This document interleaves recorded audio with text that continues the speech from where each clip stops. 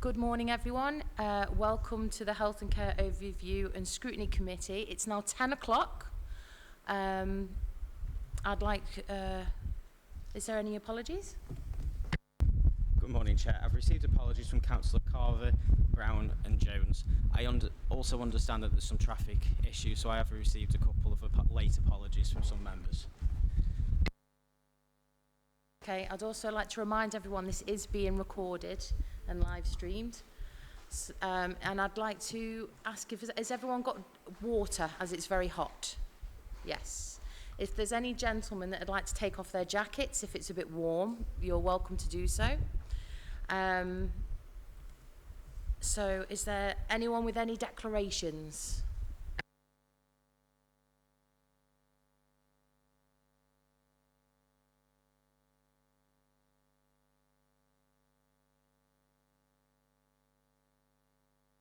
Okay, so I'm going to approve the minutes of the meeting held on the 3rd of March 2025. Do I take them to be as true and accurate record? Okay, thank you.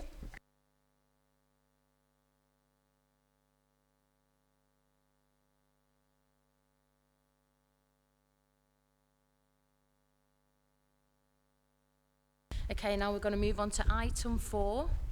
The Intrapartum services previously provided at County Hospitals, Stafford and Samuel Johnson Community Hospital in Lichfield. We have several speakers on this who are here joining us remotely. So I'd like to just hand over to them for their presentation. Thank you. Good morning, everyone. I'll start with the introductions. I'm Jenny Brown. I'm lead midwife for maternity transformation at Staffordshire and Stoke-on-Trent ICB.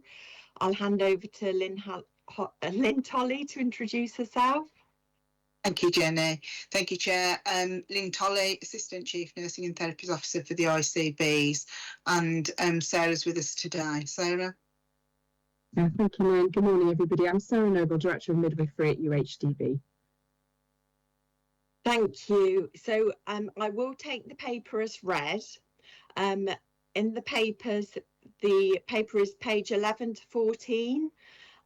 So I'll run through the key points. So we are currently in the middle of our public consultation, which started on the 12th of May and will finish on the 3rd of August. So this is a 12-week consultation, and we thank you all for your feedback when we came last time. Originally, we talked about a 6 weeks consultation, but you did confirm a 12-week consultation would be much better. So we have instigated that. Birthing services at the 2 freestanding midwifery birthing units were suspended in March 2020. This was during COVID, and this was due to staffing levels across both units. Units in Samuel Johnson and County Hospital have remained open for antenatal and postnatal care and will continue to remain open for antenatal and postnatal care. It is important to understand that the proposal will not mean closing the Samuel Johnson maternity unit and the Lichfield and the County Hospital in Stafford. Midwifery-led care will also still remain available across the system at Royal Stoke University Hospitals and at Queen's Hospital Burton. And this is absolutely integral for women, birthing people and families, and for the maternity service. As we know, for low-risk women, it has a really positive impact on outcomes in terms of less interventions, improved experience, And in terms of reducing stillbirths and preterm births, the evidence shows that it has a really positive impact. Home births are available also across the system. They have been reinstated in 2024, and we are pleased to see that across the system they are starting to increase. It is absolutely our highest priority to provide safe and personalised care for women and families across the system. It's important to note no decision has been made, so it's so important now we get feedback from as many people as we can, and that's absolutely crucial, and we'd really appreciate your support in promoting the surveys and the events. We've got lots of events and online and face-to-face. I can report that we've had some really positive responses to the online survey. We've had over 700 surveys so far, but the more we can get, the better.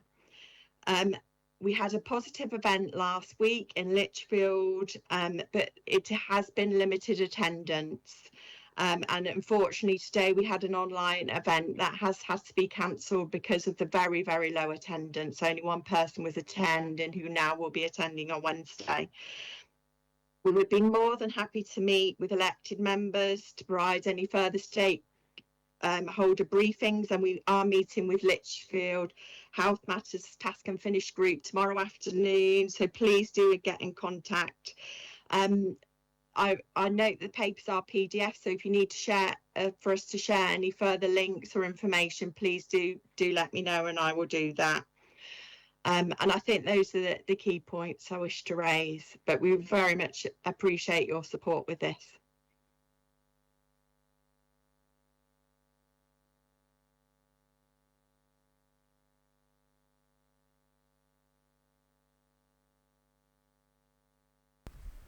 I'd like to open up the floor to any questions.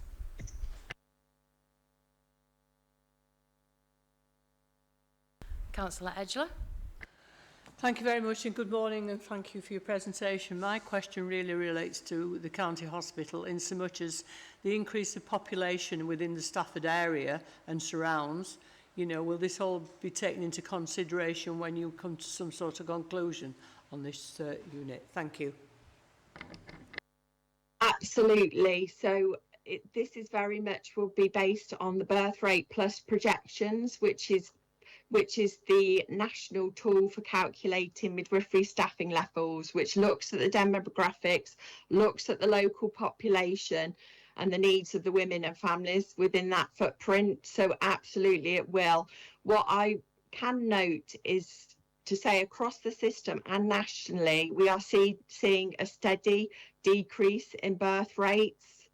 So I think that's important to note.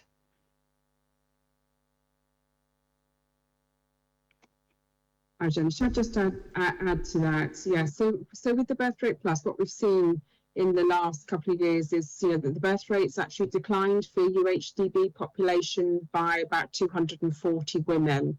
But what we're also seeing is the complexity of those births is increasing exponentially. And again, as Jenny said, that's mirroring the pattern that we're seeing across the country.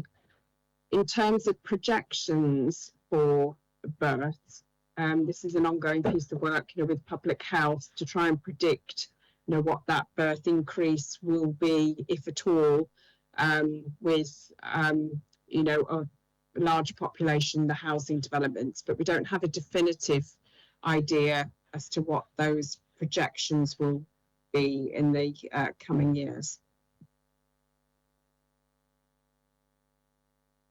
Okay, Councillor. Thank you, Chairman. I don't have any actual experience of giving birth, but I do represent Lichfield, and I have been present for some births in both Lichfield and Queen's at Burton. And therefore I do have a question I'll lead up to. Pre-lockdown, my wife gave birth 3 times, once in Queen's and twice in the Samuel Johnson. And the reason for the first one being in the Queen's was, as you've put in the report, that for first births and for anything with any slight concern, there's always a recommendation to go to a bigger hospital. So I just wonder if that can be reflected in the consideration of the figures, because it's all related to figures, and I've seen how there's demonstration of little usage pre-lockdown for the Samuel Johnson, but that's mainly because the first births were all being taken elsewhere. And the other thing that I think is worth consideration, and I'll obviously give a consultation response, but the other thing I would say is that the service or the experience that mothers get is very different. And I'll give you the example I had in Queen's at Burton on the first case where I was present. There were a number of midwives and a number of wards, but there was one more birth going on than there were midwives. And I had big panic stations going up and down Queen's trying to find a midwife where my wife was at the latter stages, and there just wasn't anybody available. Compare that with the very much cottage hospital sort of environment of the Samuel Johnson, where you've mentioned the prenatal classes. The prenatal midwives were the very same people that were delivering the babies in the latter stages. So there's a lot more comfort and confidence and familiarity with a smaller hospital, and I don't think that reflects in the figures. So I just wonder if that's possible to consider that in the consultation, that you can't just look at figures in terms of the experience for the deliveries.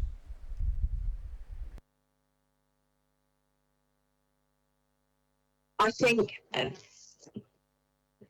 thank you for that. And I think absolutely we recommend for midwifery-led care for low-risk women, but we absolutely would support, both the trust would support women that would wish to birth outside local guidance or national guidance, and would very much, there's clear guidelines to support women to develop a plan of care, and that's key to personalised care.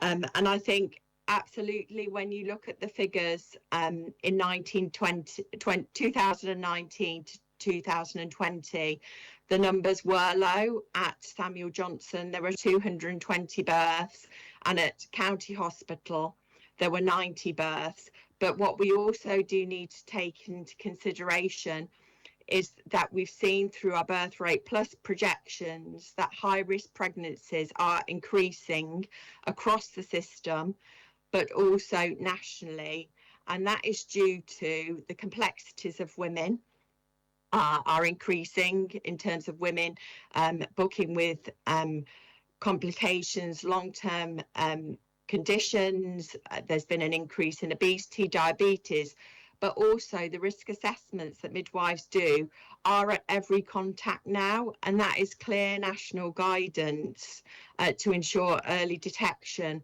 So we are seeing an absolute steady increase in high-risk women. I don't know if you want to add any more, Sarah, around that from the work you've done. Yes, lovely. Thank you, Jenny. So I think, really important points. There's two things that we always take into consideration. It's around safety of mother and baby, but also, a good experience. And we want for all women, to feel that they've got the staff and access to staff. We've got staff in the right place at the right time. And this is really important, in terms of balance. We are seeing a decrease in the number of women that would be eligible for either a freestanding led birth, even a midwifery and alongside led birth, and a home birth. And at the RCM conference, in the last couple of months, nationally, they've looked at the figures, and they are dropping at an alarming rate, about 50% in the last year. Because of maternity changes to maternity policy, and increased surveillance, with a view, to provide safer outcomes. But that does change the number of women that would be eligible to use these services. So from a staffing perspective, I have to balance, that risk and ensure that the midwives that have are spread equally, to support the women that we've got, irrespective of risk. You know, all women deserve, you know, safe and personalised care. Yeah, so it is about, you know, and I absolutely take Duncan's point, it's about getting that balance right, the model of care right, but the care that you describe is what I want for every single woman, you know, irrespective of risk, you know, wherever they give birth. And that's what we're striving, you know, that's what we're striving to achieve.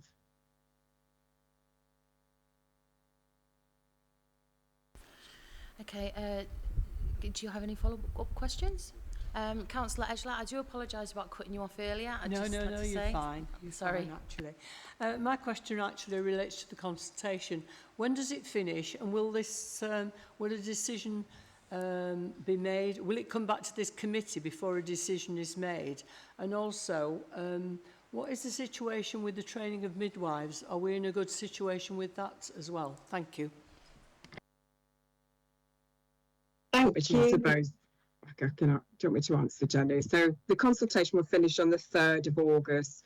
In terms of midwives and training, we are in a position this year for the first time, and again it mirrors other organisations across the region and nationally, that we have a surplus of trained midwives, and certainly in our organisation, you know, we will not be able to offer a job because we don't have the vacancy for all of our student midwives, and that reflects other maternity units in the Midlands and across the country, because we've been so successful, I think, in the recruitment of midwives, with increased places at universities for midwives to train, but also in the last 2 years, a huge push on international recruitment of midwives. So it's, you know, it's swung the other way. And absolutely, that is reflects the same at university hospitals of North Midlands. There is a surplus of midwives qualifying this year. In terms of the feedback, so absolutely. So once all the feedback is collated, it will be independently analysed, and a report will be published highlighting all the key themes through the ICB website, and will be shared across the system, and we will hold a public meeting, and all the documents will be published. So once the report, consultation report, has been shared, it is then triangulating that information with the clinical viability and the financial viability, bringing all that information together, and it'll be the ICB's responsibility to make that decision. I'd like to bring in Tracy Shewan for a second. Hi, good morning. Thank you, Chair. Tracy Shewan, Director of Corporate Governance for the Stafford and Stoke-on-Trent Integrated Care Board. And it's just to formalise the proceedings of what we have to do once we've undertaken a formal consultation. So the report of findings, as Jenny says, will be published. It will be independently verified by the Commissioning Support Unit. We will share it with yourselves so you can see the outcome. It will then be put together with a decision-making business case, which will then have to go to our ICB board, and that meeting will be held in public for the board to make a decision on any recommendations that is in the decision-making business case. Once we've done that, obviously we will publish the decision that is made, and then yourselves could have a look to see, have we followed the process that we set out to do? And there is a process that we do have to set out to make sure we're in keeping with our statutory duties. So you can follow that through at each stage, and we'll make sure we share with you the reports as they come through. And do you have any follow-up questions?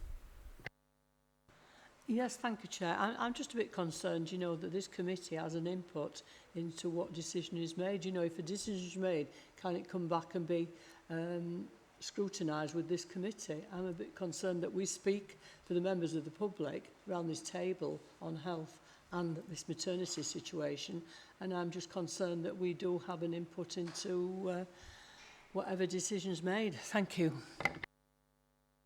We would welcome any input from either yourselves individually, from your constituents. As I think it was Jenny that said earlier, the more people we can get to respond to our consultation, the better it is for us, because we review all our demographics as well to ensure that we reach all women and families wherever they are in the county. So anything you can do to help that, or individually, we'd gladly be in receipt of anything that you want to share with us as yourselves or a committee. If you send that to us, that will be counted as part of the consultation. Is there any more questions? Okay, Miss Councillor Wallins was, yeah. Cheers, thank you.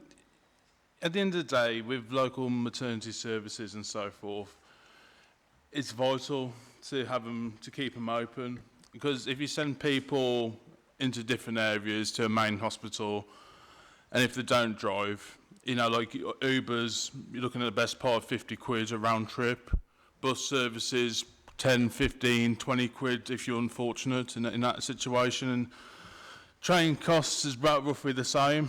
So, I mean, would you agree that local maternity services would be great for people, especially in this cost of living situation and or the rise of inflation and so forth? Thank you.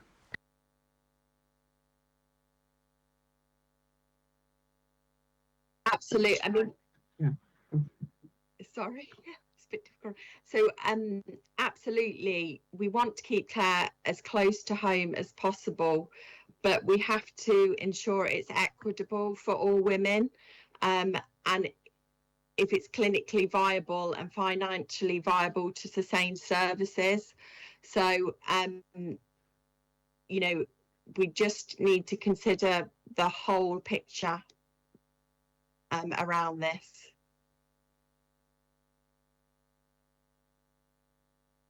Any follow-up questions? But just give a little bit more information you. on, just, sorry for Matthew Warren's question. So women do, we're really clear that we want to protect choice, and it's actually sort of women will have better outcomes, you know, if they're sort of in that low risk category, if they birth at home, than a freestanding midwifery-led unit. So they always have the choice, you know, of 2 midwives attending them at home for a home birth. And it's, you know, very similar to a freestanding midwifery-led unit, as in, you know, there aren't the medical services there. You know, if you have to transfer in from a freestanding midwifery-led unit, it would be a 9-9 ambulance, just in the same way that it would be at home. But actually what the research tells us that for women who birth at home, the particularly for second-time mothers, you know, that the outcomes are even better for mother and baby than what they are at a freestanding midwifery-led unit. So clinically, you know, that home birth environment offers, you know, the best clinical outcomes for mother and baby. And there's no costs, you know, because we come to you, so you haven't got to worry about public transport at all, you know, for those women that we would recommend home birth for. Any other questions, Councillor Wallins? Yes, thank you. When you say if you, with home births, or we come to you, it's come to your house, etc., what is the time, like the waiting time for, you know, like for a doctor, GP, or midwife, whoever it is that comes out to you? Because, you know, given the situation at the minute, obviously people might say, oh yeah, it'd be better for you to get an ambulance to a main hospital, but the problem is obviously them turning up on time and expecting the service that they require. Thank you. Thank you for your question. So we have, you know, a home birth service 24 hours a day, 7 days a week. And the time that it would take a midwife to get to a family home would really be dependent on, you know, where that home is. You know, within, you know, we cover a large geographical area, but we always say, you know, that the target is within an hour. Often it's, you know, a lot quicker than that, you know, depending where, you know, the home is situated.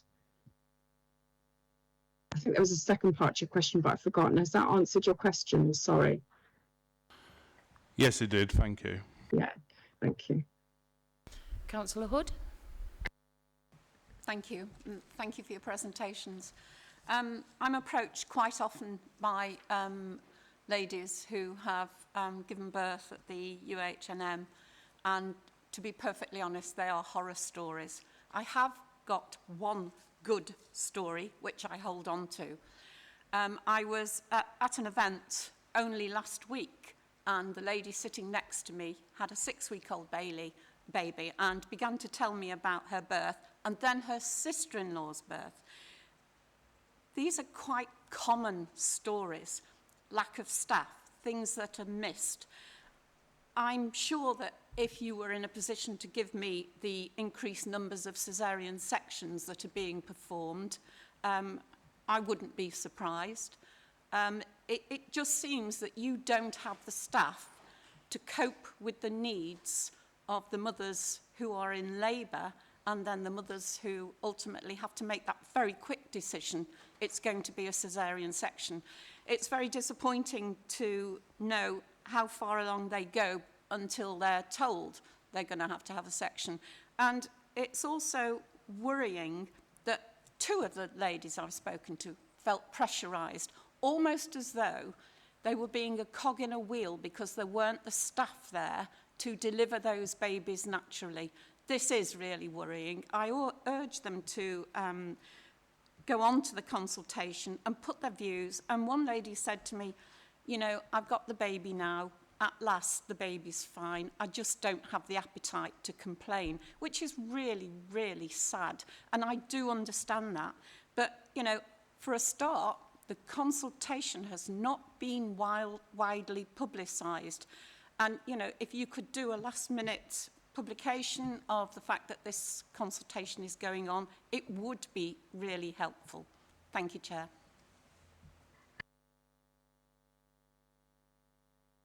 Thank you, Councillor Hood. Those are very, very sad, stories and experiences those women have gone through, and I would urge them to even talk to their midwives about that, because we really want that feedback. That's not about complaint, that's just about feedback.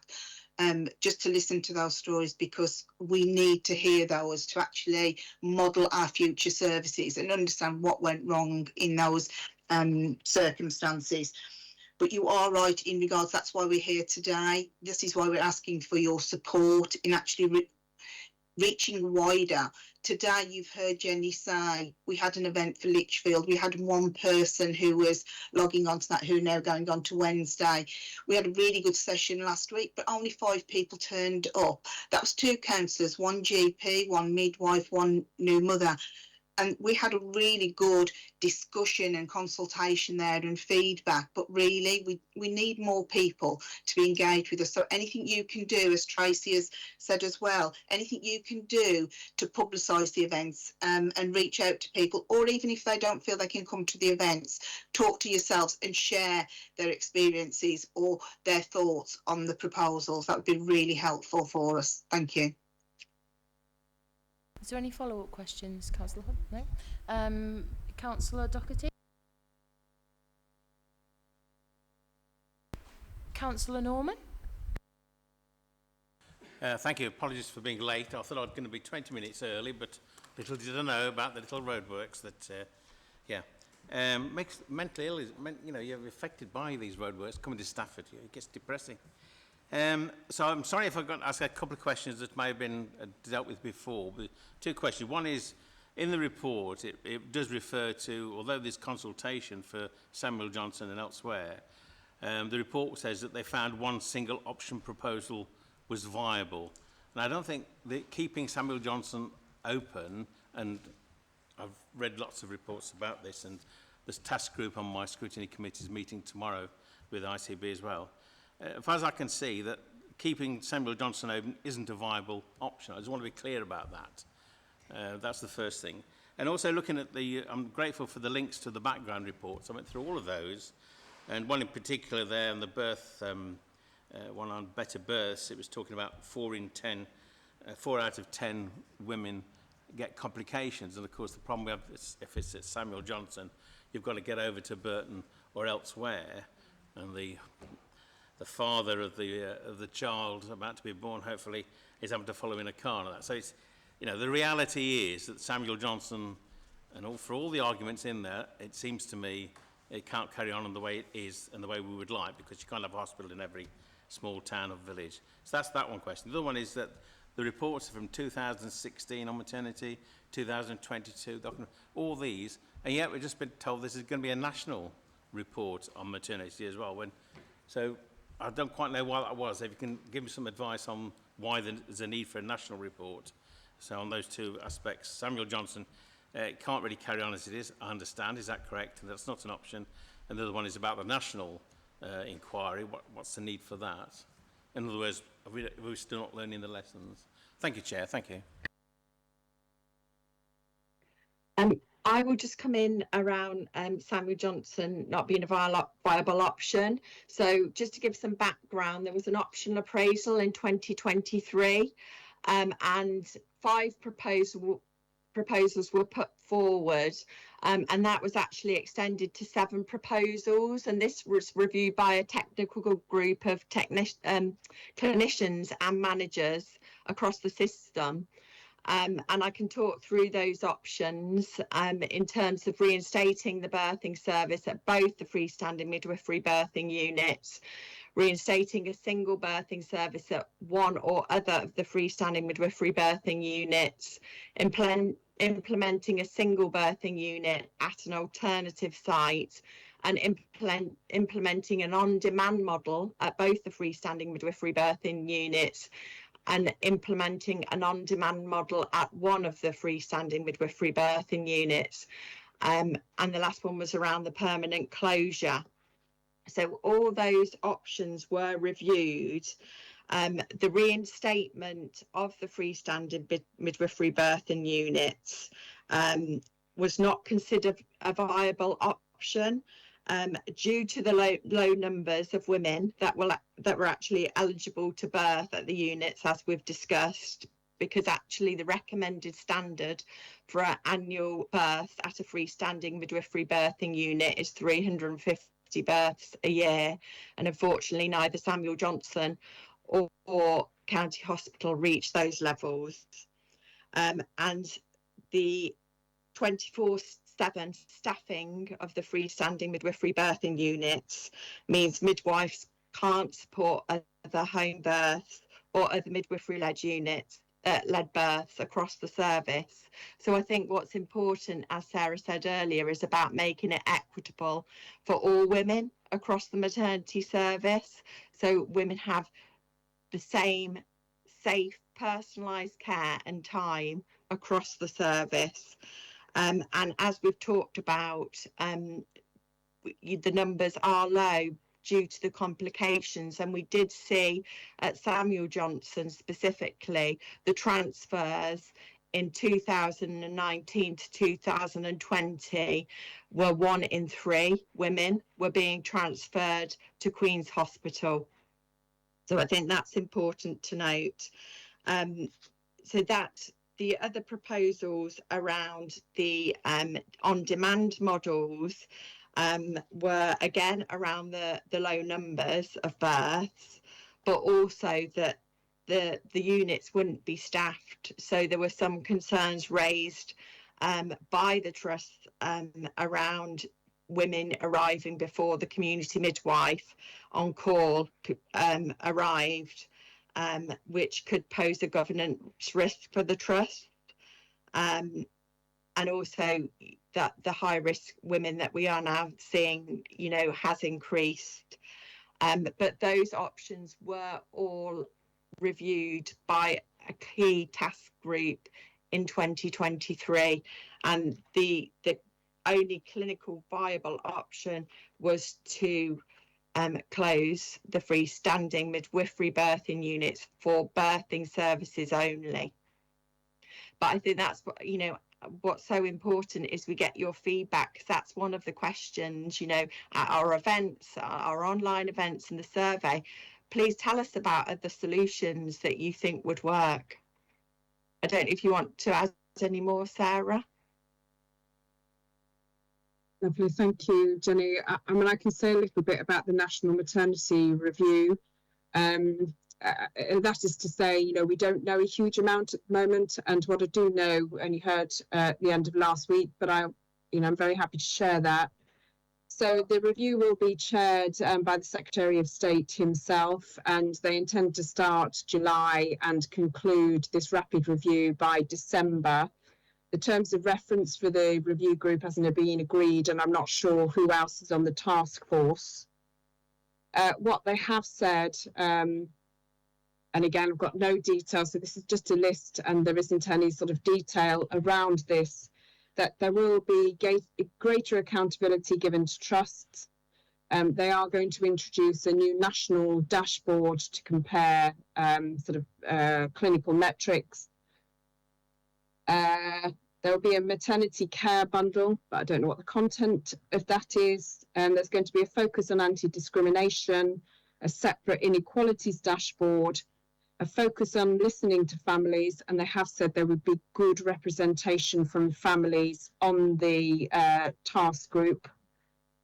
There's no funding commitment attached to this. There'll be a focus on systemic culture change, a focus on continuity of carer, and they will be working with 10 trusts in the country that are seen as trusts that are struggling. The identity of those 10 trusts, again, isn't clear. 4 trusts to date have been identified so far, and they include Leeds, Gloucester, Sussex and Mid-Essex. But who the other 6 trusts will be is not yet known. Thank you, Chair. That's helpful. Thank you very much. Thank you. Councillor Wallins. Cheers. Thank you, Chair. To bring on to what you said before to the gentleman who's right next to me on my right, is it's all right saying that like Samuel Johnson maternity unit and so forth is not viable to keep open, but what is the alternative? Because as I mentioned before, to the unfortunate, less fortunate people who don't drive and maybe they have family close by, for example, or friends, and you know they've got to pay what, 50 quid for an Uber, as I said, and 10, 15, 20 quid train fares and 15 quid bus fares. At the end of the day, I mean, Lichfield, as Colin Graychicks will, Councillor Graychicks will back me up on this, that Lichfield is not a small town or village, it's a city, and in my opinion, cities, I mean, even like Wolverhampton, for example, that's not classed as a city, but, you know, he's got a major hospital there, that all cities should have local services, maternity services, healthcare, etc. Because if you send an ambulance, right, if you're in labour, so many centimetres dilated, and if you're waiting on an ambulance, by the time that ambulance comes, and if you're a high-risk pregnancy, for example, then you're going to have a home birth. Am I right? At the end of the day, if you're a high-risk pregnancy, and obviously an ambulance comes to you when you're literally about to pop a baby out, you know, you're potentially risking not the life of yourself, but potentially the life of the newborn baby as well. Thank you. Right, can answer that. So the women that we would recommend to use a freestanding midwifery-led unit have already been risk stratified, that they are actually have a pregnancy without any medical complications. It wouldn't be safe or recommended for women, you know, that have medical complications to birth in a freestanding midwifery-led unit or home. And so therefore, you know, the vast majority of the population now, because women tend to be older, more comorbidities, they tend to be larger. You know, we've got a very high population of women that are obese, and with obesity, you know, there are sort of more complex, you know, needing more complex medical intervention.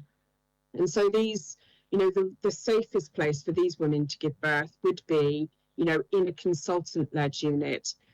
So that is, you know, at the Royal Derby Hospital or Queen's. You know, the recommendation would never be, you know, for a freestanding midwifery-led unit for the vast majority of women. because it wouldn't be the safest place for them to birth, because you haven't got access to doctors, anaesthetists, theatres, etc. But for low risk women, I think it's just important to reiterate there are midwifery-led services at Queen's Hospital in Burton. There are 2 specific midwifery-led rooms, and rooms are flexed across the unit accordingly, depending on demand. And also we know that women do also specific for Samuel Johnson, may, depending on geography, may go out of area to Royal Wolverhampton Hospital, to Good Hope Hospital. So there is access absolutely to midwifery-led care. And as Sarah said earlier, the home births, you know, the evidence is very clear for second pregnancies or subsequent pregnancies for low risk women. Home is considered the safest option for those low risk women. So that there is absolutely access to midwifery-led care. Just to add to that, the other thing, it's around the antenatal and postnatal care, and there is a lot of work going on at the moment, to try and bring care closer to home for antenatal and postnatal services, to reduce the number of times that, women have to come, to a hospital during their pregnancy, because I absolutely take Councillor's point. This is very costly for women. Often, bus routes aren't, just take hours, to get to a hospital. So we are, over the next 5 years, there will be, a shift from moving services out of acute hospitals, antenatal and postnatal services, into the communities, which will be more accessible to women.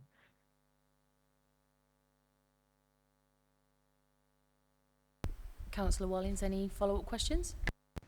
Cheers, thank you. And it's all right for them to say, send them to Derby, Queens, Walsall Manor, Wolverhampton, Good Hope, etc. But the same problem lies is, what's the alternative for people that can't obviously get to these places? And obviously, you can get an ambulance, as you mentioned, and then as you know, but if you're waiting for 12 plus hours for an ambulance, by the time the ambulance arrives, potentially many women will be on the verge of giving birth. So that means that high-risk pregnancy will now be determined by a home birth.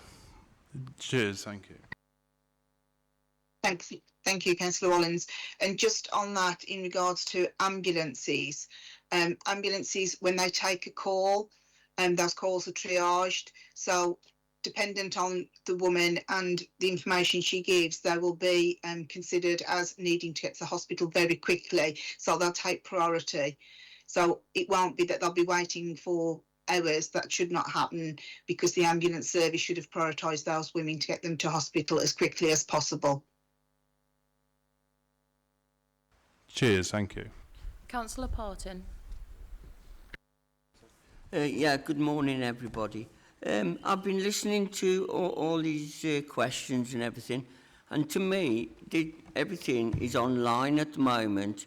Is there any other information where people are pointed to the information that they need? And also, the surveys online, is there any other way that it's promoted, that the survey's there? Thank you. It is being promoted across the services, and paper, certainly at the events, we're sharing paper copies, and at the face-to-face events, and it is being shared across the trusts and promoted. But whatever we can do, and we would really appreciate your support to share it, is in different languages. And it's positive that we've had 700 so far, but if we could get, we want to get as many as we can and reach out to as many women as we can across the system. And I know the comms team are reaching out to specific groups also across the system to attend specific groups, especially for those women who have language barriers. So there is some targeted work as well, I understand. Councillor Parton, any follow-up questions? Yeah, what the point is I was getting at, not all the people are computer illiterate. So is there any way that they can access the information so they can take part in the survey as well?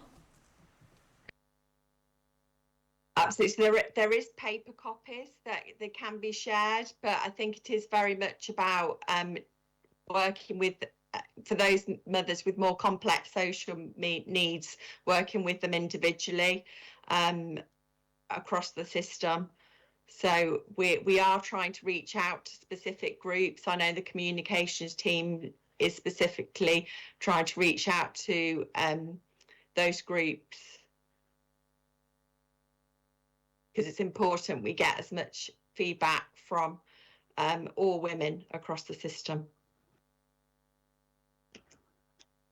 Can I just ask one question of Councillor Parton, please?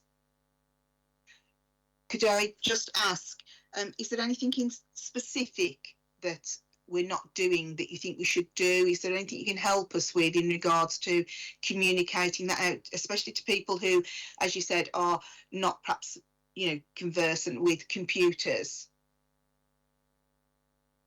Yeah, are the local doctors, is it a consultation with the local doctors that they can ask or put the information out as well to these people? Because there is some vulnerable people, especially with the immigration, that a lot of them are not computer literate. And that was my question, is it also that the information we can get out, can the doctors get involved as well? We can definitely have that in surgeries, etc., when a doctor consultation, and have posters in the GP surgeries. I'm not sure whether we have. I'd have to go back and check that. And the other question I just wanted to ask you, I just need to be absolutely clear. Are we talking about the consultation, or are we talking about broader in regards to information to the public? Just so I'm absolutely clear. Or are we talking about both? Yeah, I'm talking about both actually, because like I said, a lot of people are not computer literate, and the information to me is not really out there about the survey, because I've not really, until I've read the report now, I've not really heard about this consultation. Thank you. Thank you, that's really helpful. Thank you. I'd like to just bring in Tracy Shewan. Yeah, thank you. We've just done a review on how good is this consultation being so far. So there are other things that we can do. I can also share with Zach anything that you want, particularly. We do sort of encourage people. There's ways you can get the information, because we have to make sure it's equitable, because any of our decision-making business case has to show that we have reached as far as we can and been more than reasonable in how we've done that. So we do review it regularly. The document is the document. It is available online. It's available in hard copy. But there are all sorts of different ways we can get that out. So anything that you can think of, any suggestions, we have a plethora of groups that we go to. We know social media is really big with mothers as well. You know, things like Mumsnet and things like that have been really positive for us to sort of like advertise. But we'll just keep trying. Anything you can suggest, we will do. And like I said, I can link with Zach for anything that you need particularly. Thank you very much. I'd just like to ask Councillor Luca, do you still want to ask your question? Good morning, everyone. Yeah, what I'd actually like to get back to is, you mentioned about closing units down and shrinking it down so we have less and less units for a greater number. What happens when we get to that capacity where them units can no longer deal with the amount of people coming in that need to use the services? Does it end up like a factory system, get one in, get one out?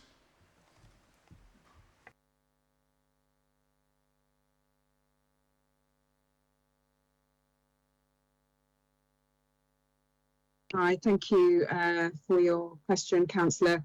I think, you know, we're constantly reviewing, but what we are seeing at the minute is a decrease in our birthing numbers. So we've had about 240 fewer women over the last year accessing UHDB, and we're certainly seeing a decrease in the overall number of births nationally. Obviously, the number of births varies, you know, with us on month to month. It's not a static figure. Unfortunately, that would be much easier from a planning point of view, but you know, babies will come when they come. So we're very used to being able to flex up and down the service, you know, to meet the number of women, you know, that we have birthing, you know, during any one period. And if we saw, you know, an exponential, you know, increase in birth, you know, we would need to review capacity, because it will come down to estate. And certainly with the increasing complexity that we are seeing, our estate for our antenatal services in particular, you know, is absolutely bursting at the seams. So that is why, you know, there is ongoing work at the moment around where antenatal services that require medical input need to be delivered. And, you know, that doesn't have to be in an acute. That is largely the only option at the moment. There are a few family hubs that offer sort of obstetric services, but going forward, this is something, you know, that we want to grow, bring more services like scanning, you know, out to the community alongside, you know, consultant obstetricians and midwives. And this, I think, you know, will be a much better service offer for women, because it will be care closer to home, you know, in a more sort of, you know, relaxed, you know, non-hospital environment. Hopefully, you know, parking and so forth will be easier. But all of that work at the moment is very early stages. You know, it is just, you know, at the initial scoping. Okay, thank you. Vice Chair Kelly would like to ask a question. Hi. So I'm probably the person who's had a baby most recently in the room, as it was less than a year ago. But my concern would be not only having the midwives there at the hospital, but the equipment that's needed to give birth. That will obviously increase. You'll need more beds at the hospital, which again is a concern, because I know they were very, very busy when I was there. Not just the midwives, but then you need the incubators, because I know that's been a problem before as well. Again, when I was there, to make sure that the babies who are born are cared for appropriately if there are any problems. And so if you are taking them away from these units, then you'll need more beds in the hospital, more, not just more midwives, but more equipment to look after them. How's that going to be dealt with in such a finite space? Thank you. So I think we're seeing that already, Councillor, and congratulations, by the way, on the birth of your child. You know, because the freestanding midwifery led unit has been closed, you know, since COVID, and we haven't really noticed, you know, the increase, because the numbers going through the freestanding midwifery led unit were so small that it hasn't really impacted, you know, the acute services. So there are enough midwives and enough beds. As I say, you know, we do get peaks and troughs in activity because we don't have a static number of babies born at any one time. You know, they do keep us on our toes, you know, because we will have clusters together and then quieter periods. Do you have any follow-ups? So as you said, there's peaks and troughs. So when it is at the highest, is there a contingency plan for increasing services, so that when it is at the highest, where you know there's going to be a large influx of babies at a certain time, is there anything that can be done to help that at that point? Thank you. So we do review, and you know, we get, you know, with the bookings, you know, we have 7 months notice, so we do look ahead, and we know, you know, months on months, you know, when we're going to have a slightly higher number of women coming through. And we have flexibility, you know, within our workforce model to be able to flex up to ensure that we've got the right people in the right place at the right time for the number that's coming through.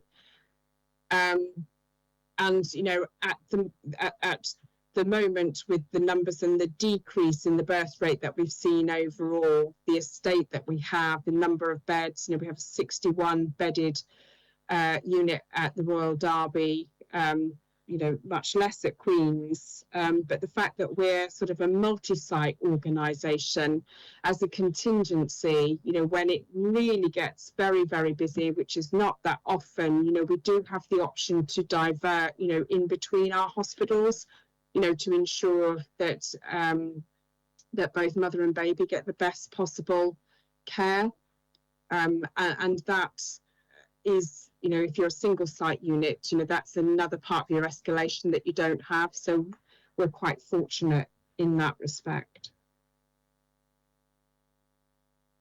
Okay, thank you. And thank you very much.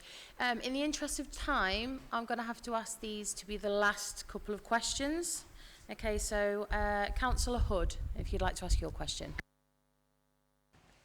Thank you, Chairman. I've just Googled the consultation, and I think the wording is unfortunate in that it says a public consultation on birthing services at midwife-led units in Staffordshire and Stoke-on-Trent is underway, and then it says with a focus on the future of these units in County Hospital Stafford and Samuel Johnson Community Hospital Lichfield. It goes on to say a lot more, but I think the actual wording gives the impression that this consultation is really only about those two. But if we're going to lose one of them, or any more, the stress that it's going to put on the hospitals who have the largest amount of beds is not going to be very good for the outcome of both the mother and the baby. Thank you, Chairman.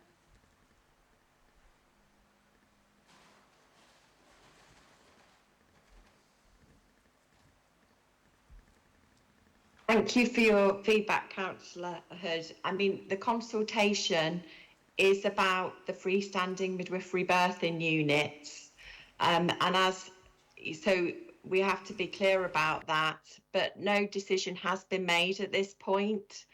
And as Sarah's just said, the services haven't been open to birth since COVID, so the last 5 years. So that, at UHM and UHDB, they are managing the capacity at both trusts, and they've been managing that over the last 5 years. So as we've talked about the birth rate plus projections, and as Sarah said, you look ahead at the projections of birth and look at those peaks and troughs to manage capacity. Don't know if you want to bring any more up, Lynn or Sarah.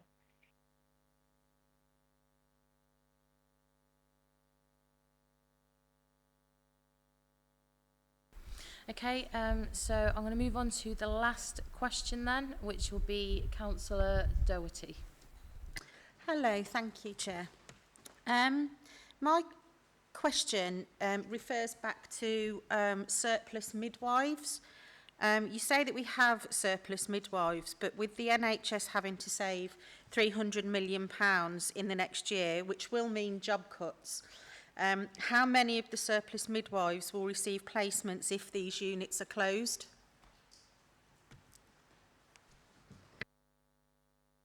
And thank you for that question. So in terms of the workforce, the number of midwives that you need is actually calculated on the number of births and the complexity of that women. So it doesn't take into consideration where the women birth, because that can change in a pathway. So it won't affect you. We will still be employing the same number of midwives, irrespective of this consultation, whichever way it goes. It will be the same number of midwives. It is an unprecedented time. I can't remember in my career the last time, we had a surplus of midwives. We've been very successful with the recruitment and the increased university places and the international recruitment. And it's, we've got another problem really, because it's a travesty really at the end of your 3 years that I can't offer jobs to all of the students that are about to qualify. You know, we're doing everything that we can, offering people reduced hours to see whether we can, you know, offer more midwives reduced hours until we've got some natural turnover. But this is a challenge, you know, that is faced across the Midlands and nationally with this surplus of midwives. It constantly changes the number of midwives that you need, and you have to have a regular, every sort of 2 to 3 years, a review of your workforce, because we know that the complexity of women is going up and up and up. And as it goes up, you need more midwives. So we've just recently had ours done, but a sizable workforce.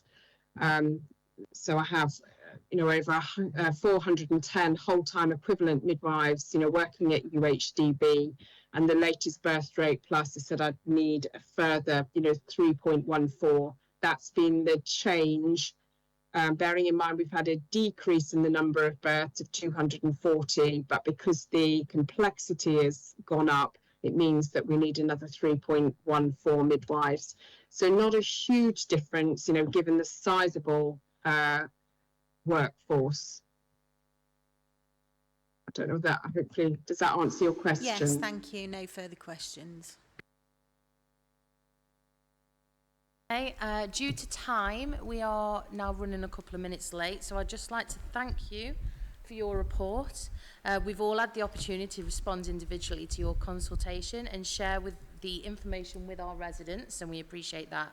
And we await your report of findings and will consider this for further scrutiny. Are all agreed? Okay, thank you very much. I'm going to close this item. Thank you. Thank you. Thank you.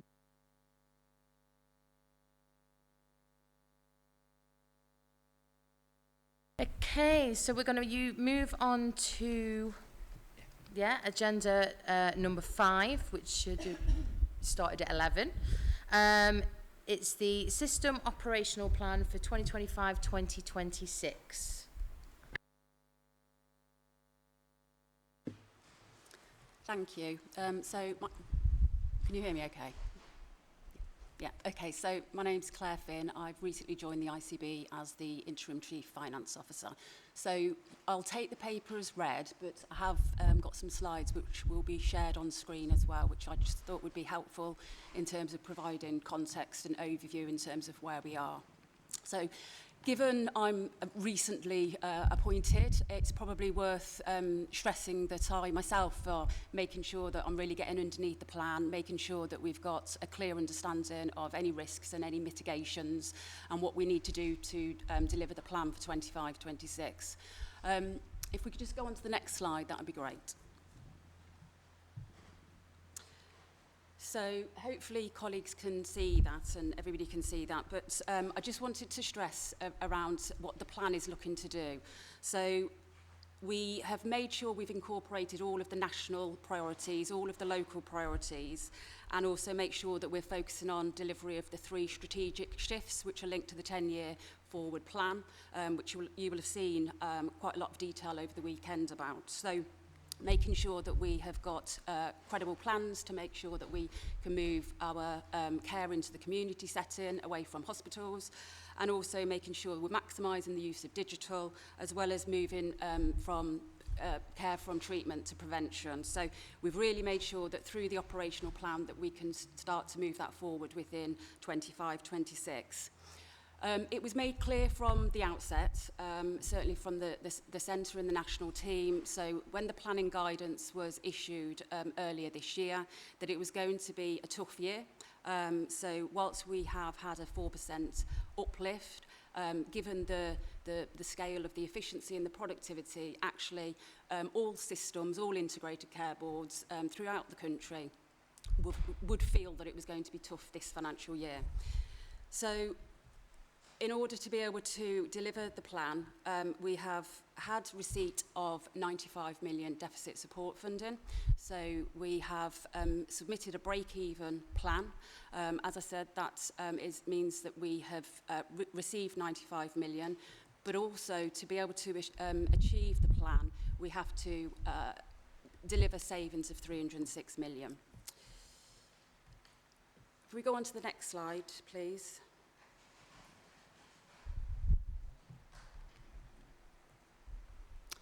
So this provides a bit of an overview in terms of the operational context and the actual national planning submission itself. As I said, submitted break-even plan supported by the 95 million of deficit support funding.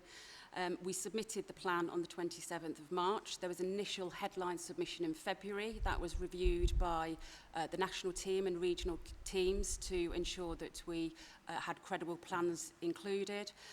We then did a final submission in March and a further submission in April. We submitted a plan which achieved compliance across a range of national metrics, including elective, cancer, standards, but we know we need to go further in terms of 12-hour waits and also our ambulance handover times. And we're working with our acute colleagues and our ambulance service to make sure that we can make the improvements where we need to. If we go on to the next slide. I just wanted to highlight in terms of some further context. So after the planning guidance was issued, we were also notified, and it was announced by government, that the ICBs would need to reduce by 50%, as well as other changes that were announced and continue to be announced, and you'll be well aware of these. We would need to make sure that the 50% reduction will be in place by the end of Q3, quarter three. And there was an announcement that the target running cost of the ICB would move to £18.76 per head of population. It's important to note that any of these resultant savings will contribute towards our overall efficiency requirements, and some of these will also be able to be reinvested into supporting the 3 shifts and really moving forward on the community prevention and digital agenda. If we just go on then to the following slide.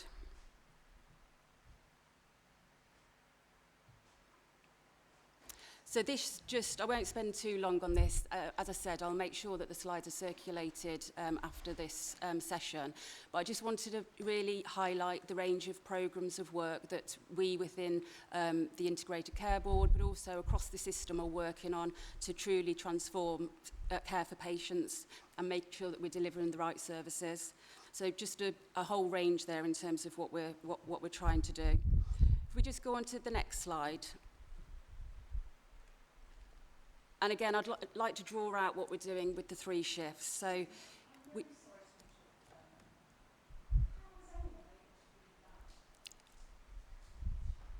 I'll ensure that the slides are circulated post the session, but I'll just talk through them now in terms of what we're looking to do.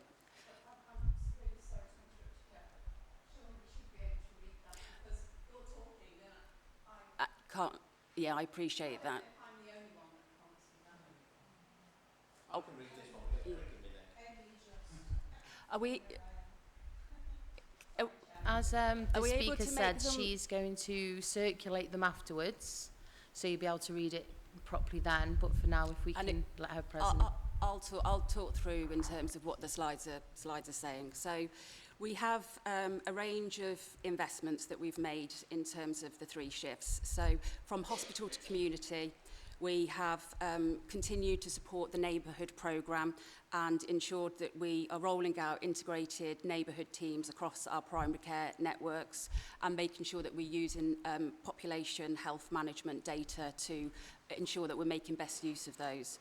We continue to invest in our virtual wards and continue to invest in remote monitoring to support patients in the community.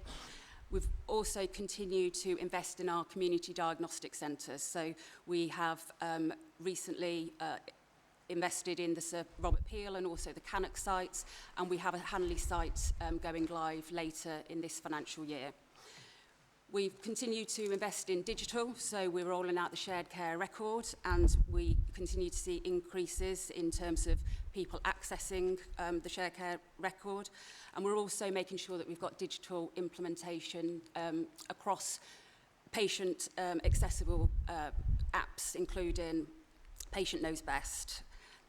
And finally, in terms of the treatment to prevention, we continue to make sure that we're investing in smoking, alcohol and other addiction services, really to make sure that we can deliver on the 3 shifts. If we go on to the next slide.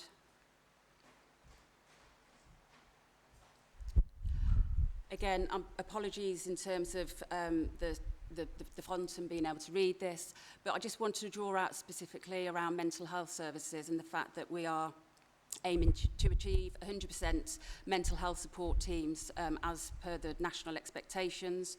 We've expanded our 24/7 all-age crisis text lines. We're continuing to expand our talking therapy service, and we've got the new crisis care suite at St George's site and continue to invest in community adult forensic teams. So you really will be able to see within our operational and financial plan for this financial year that we are continuing to invest despite the fact that it's going to be incredibly challenging from a financial perspective. If we just go on to the next slide for out-of-area placements. So I think it's important to draw out that whilst we continue to invest in our mental health services, we're continuing to see out-of-area placements rise. That's multifactorial, and we really need to be making sure that we're working with our local authorities so that we can minimise as many of these out-of-area placements as much as possible. Not only is it very costly, it's a poor experience for patients, and so really need to be working with local authorities this year to make sure that we can reduce that down. And then just in terms of the process that we're undertaking as we review any of our investments, any of our schemes, any of our savings programmes. So if we go on to the next slide, if you carry on down to the next one around the governance process and the quality impact assessments. So I just wanted to make sure that I drew out in terms of the governance process that we undertake around our efficiency programme.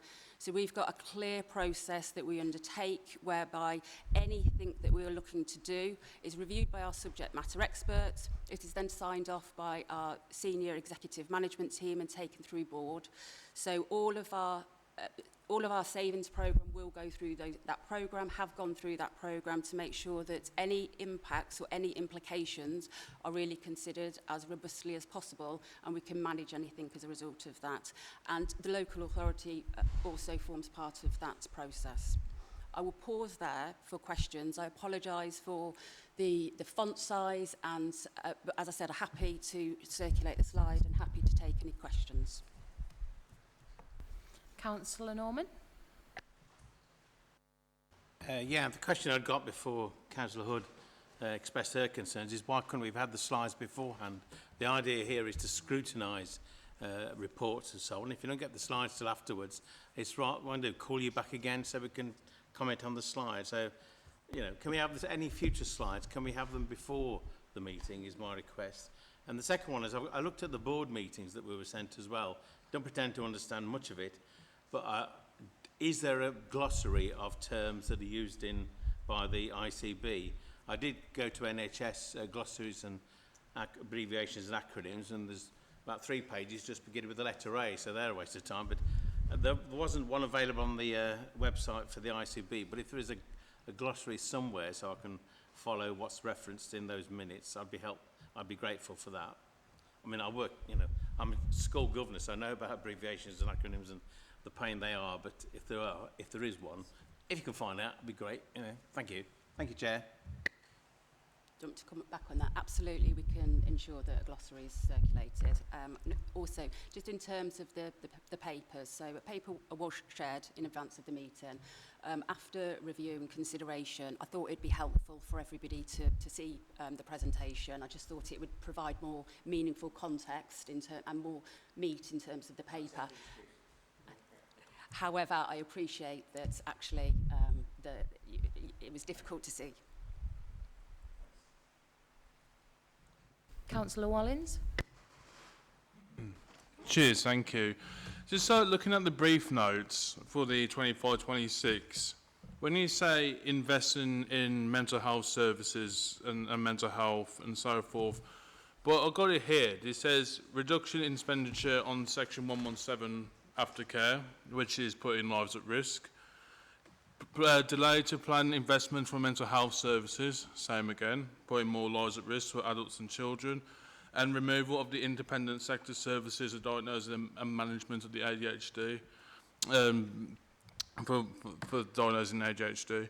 So my question is, for the reduction of 117 aftercare and the mental health, how can you assure, if this goes through, that it will be properly managed, and then if people are obviously falling through the cracks and the numbers of rates of suicide and deaths increase because of all of this, will you be accepted to hold to account of the actions proposed?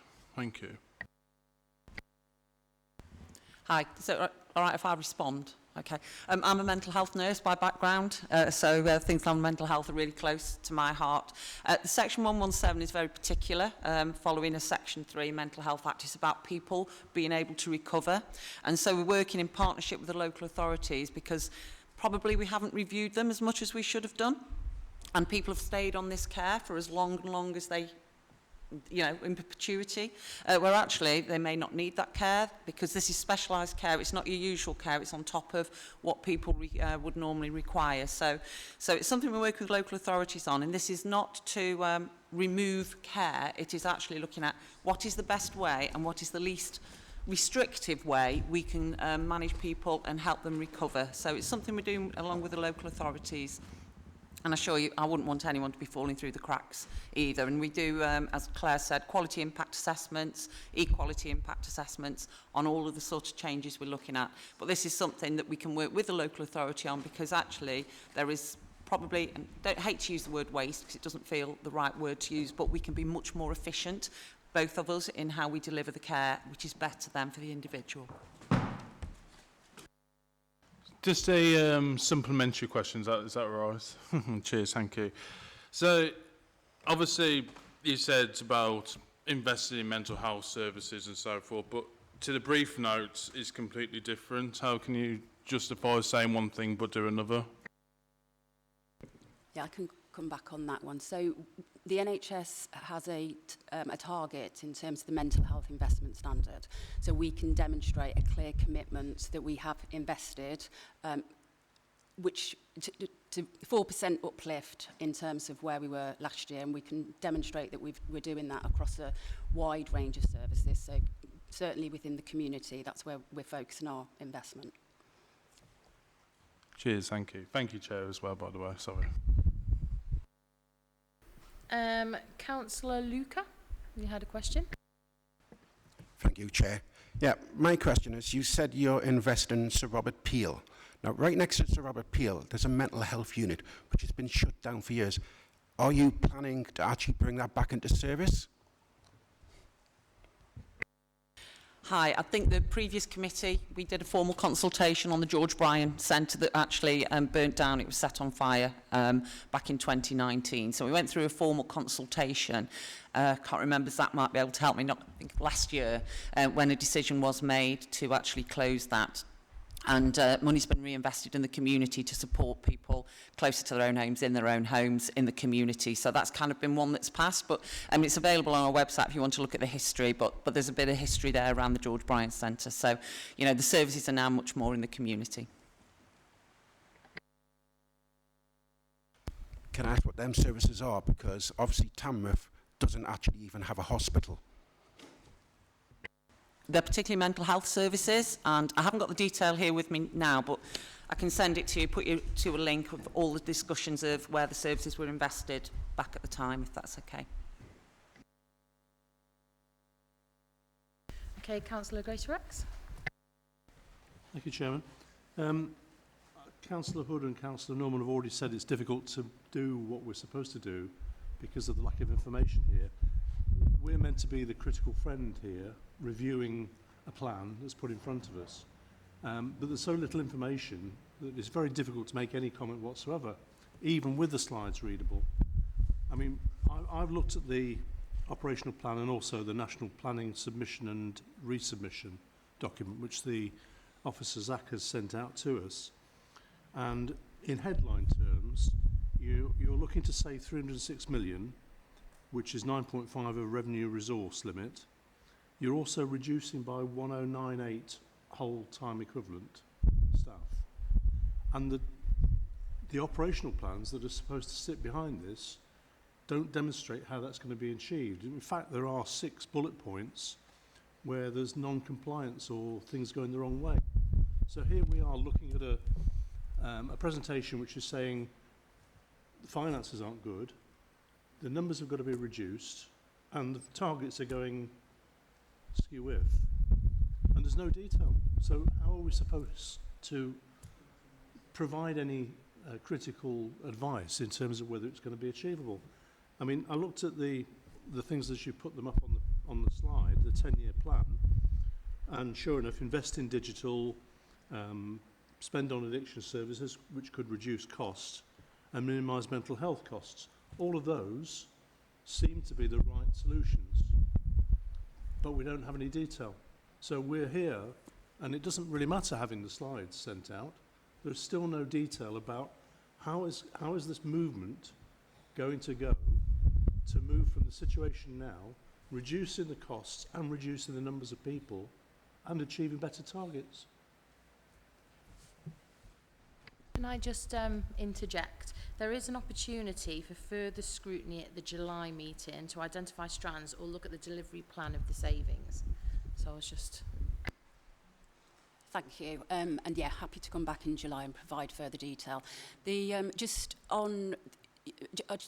We'll pick up on workforce and the reduction there. So we have seen a significant amount of growth in corporate workforce nationally, not just within Staffordshire but nationally. And so the real focus where the national team and where government want us to make sure that we target is across the corporate workforce, and therefore the impact on operational targets will be far less. So we are looking to make sure that we deliver in terms of the constitutional standards which we have committed to doing, and we've developed workforce plans to ensure that we can deliver on those standards.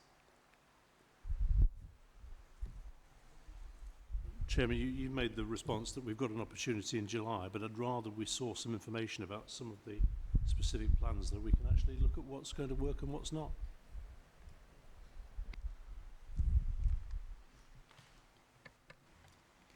Yeah, as we're coming back in July, we will. So if workforce, so if you can highlight anything, we will come back with particularly, because there are really detailed plans behind this, as you can imagine. We need to start by sharing our operational plan because it needs to go to publish it in the public domain. But I would expect Scrutiny to want to scrutinise our plan on a regular basis going forward, not just on a one-off, because it is a tight plan, it is complex, and you'll want to know how we're doing on behalf of your residents. So we do expect to be coming back on a regular basis.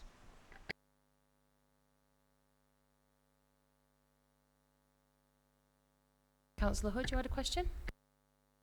I do, yes. I too would like a little more detail before July, Chairman, if that's at all possible.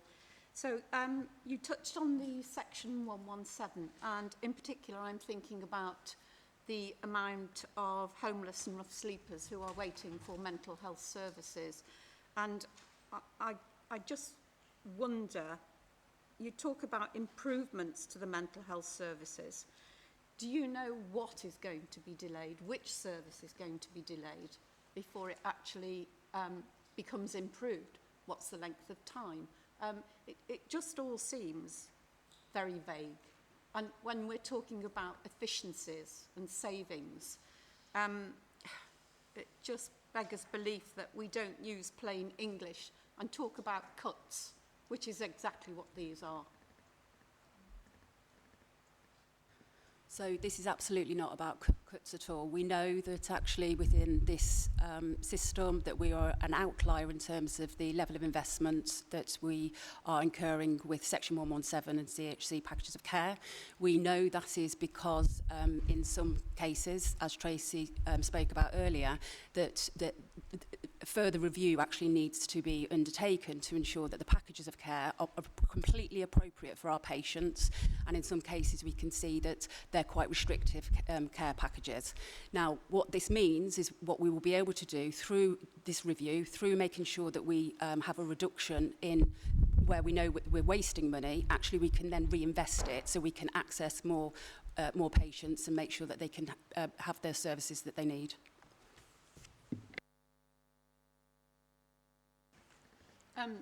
Throughout attending these meetings over the years, it's quite obvious that many people who are unfortunately addicted to substance abuse are not able to access mental health services. And I fear that's what's actually going to fall by the wayside. Do you see that happening, or do you see any way that the so-called savings are going to improve the waiting lists that we have? I think we work quite closely with our mental health trust. So we commission for outcomes, as you'll see, and the Mental Health Trust, which is Midlands Partnership Foundation Trust and North Staff's Combined Healthcare to the north of the county, provide those services. So if you wanted more detail about mental health and what they provide and everything else, you'd probably be better from them rather than me just sort of saying from my point of view, because they could give you the detail around the services they provide.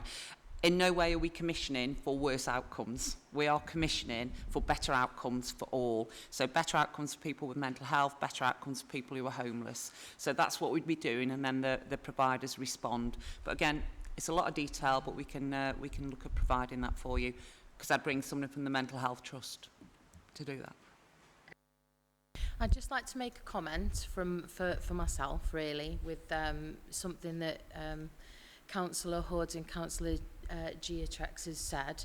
I myself am obviously concerned about the cuts, and I think that we do need an extensive report, a very detailed report, which I don't think should be rushed, and I think it is better that we do give them the time to be able to give us every tiny detail which can't be given in a week's time, or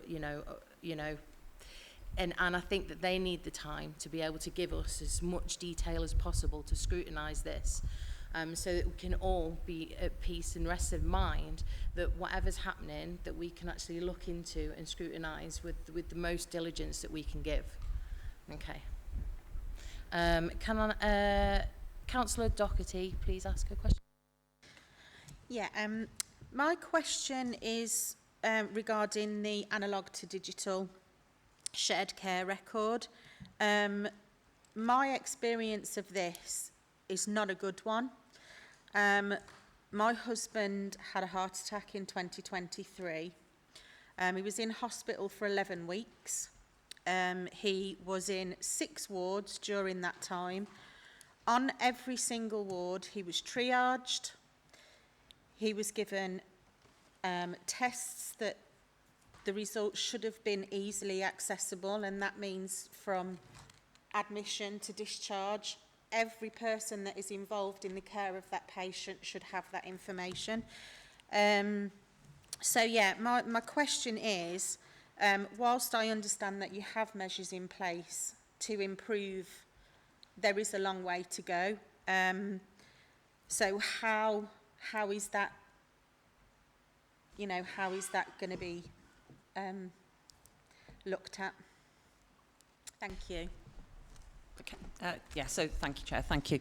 Yeah, so there is a digital strategy, and apologies that your husband actually went through that, because one shared care record, and we are looking, at improving that. We want people to only have to tell their story once, and instead of having to repeat it time and time again. So that's kind of the whole shift is, let's be honest, NHS have been a bit behind the times in terms of digital. And so there's a whole shift on that. And we have a Chief Information Officer who works in the Integrated Care Board, who actually leads on the digital. So, I mean, like I say, he could give you a lovely presentation on all what's being done. But we do need to get a lot better at what we do in the NHS. We have electronic patient records, but you can have a look across some number of trusts, hospitals. They've probably got something like 10 or 16 different systems. We need to look at bringing them all together as one. And it'll make, and again, this is when Claire talks about efficiency. We're very inefficient when it comes to things like that. These are things that we need to do that will bring the efficiencies back. So your point's very well made. Like I say, I haven't got the digital strategy in front of me, but it's something that we really have to deliver on. Can I just add to that as well? I think that once that is resolved, like all the repeated testing and the waste on NHS resources because of that, I think that, yeah, that is, it's really important that we get that right. Thank you. I couldn't agree more. Absolutely, yeah. Councillor Wallins? Cheers, thank you. It was in relation to Councillor Hood's question I'd ask you, and I agree where she's coming from. With drug people, well, people who suffer from drug problems, alcoholics, mental health problems, if the numbers of suicides go up, I know there's going to be a report at some point to obviously go into much detail and so forth in regards to all of these cuts and why it's justifiable. But if the number of suicides go up due to these cuts, would you accept that you'd be accountable for the rise of the suicides? Thank you. For those, we have a strategy to look at suicide across the county, which is joint with the local authority, because sadly people who take their own life is very complex, and they do that, and it's not for me to determine that. The coroner will determine that, and we would obviously take account of whatever responsibilities we have, because if the coroner determined we've been negligent in any way, they can do that through their rulings. So that would be the system that would work in that way. In terms of saying, is it the cuts? That's too complex probably to lay it on one thing like that. But we do monitor the suicides throughout Staffordshire and Stoke-on-Trent to see if there's spikes, to see if there's any issues, if there are individuals who've not been in receipt of services, if they've not been able to get services, have they been in receipt of services? So it's quite complex. So to say it's accountable to the cuts, I could never say that. And I wouldn't do that for the families either. Just a follow-up question to that. The thing is, with cuts, obviously comes with less services provided to people who suffer from these problems. So, in reality, saying about these cuts and holding to accountable of the rise of suicides is justifiable. Don't you agree? I just would like to stress that we are not making any cuts to any services. Everything that we have reviewed and will be contributing towards our efficiency programme is about ensuring that we are using our resources in the best way possible for our patients, and all of the things that have been put forward and that form part of the 306 million focus very much on reducing costs where it's inappropriate for us to be spending our funding, which is clearly what we all want for public sector and taxpayers' money. There's absolutely nothing where we have cut a service. Cheers, thank you. Okay, Vice Chair Griffiths. Thank you, Chair. It's just a very quick question, really. You say that the target for the spending is £18.76 per capita. I was just wondering, could you share with us, do you know what the current spend per capita is? So we've got to make a reduction of about 39% within the ICB. So I just want to really stress, this is just the ICB running and programme costs, not the costs across our system.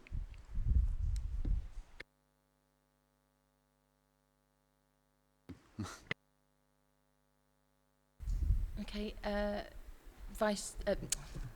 Councillor Bentley, sorry. I will apologise if I get this question wrong, because it's all new to me, this is. But I'm from sunny Staffordshire Moorlands, and I keep getting mentioned this ICB, that we've got a service in our area where it's called Moorlands Home Link, where they pick people up and take them to daycare and give the people who are looking after them a rest and one thing and another. And we see this in our town all the time. We see the minibusses.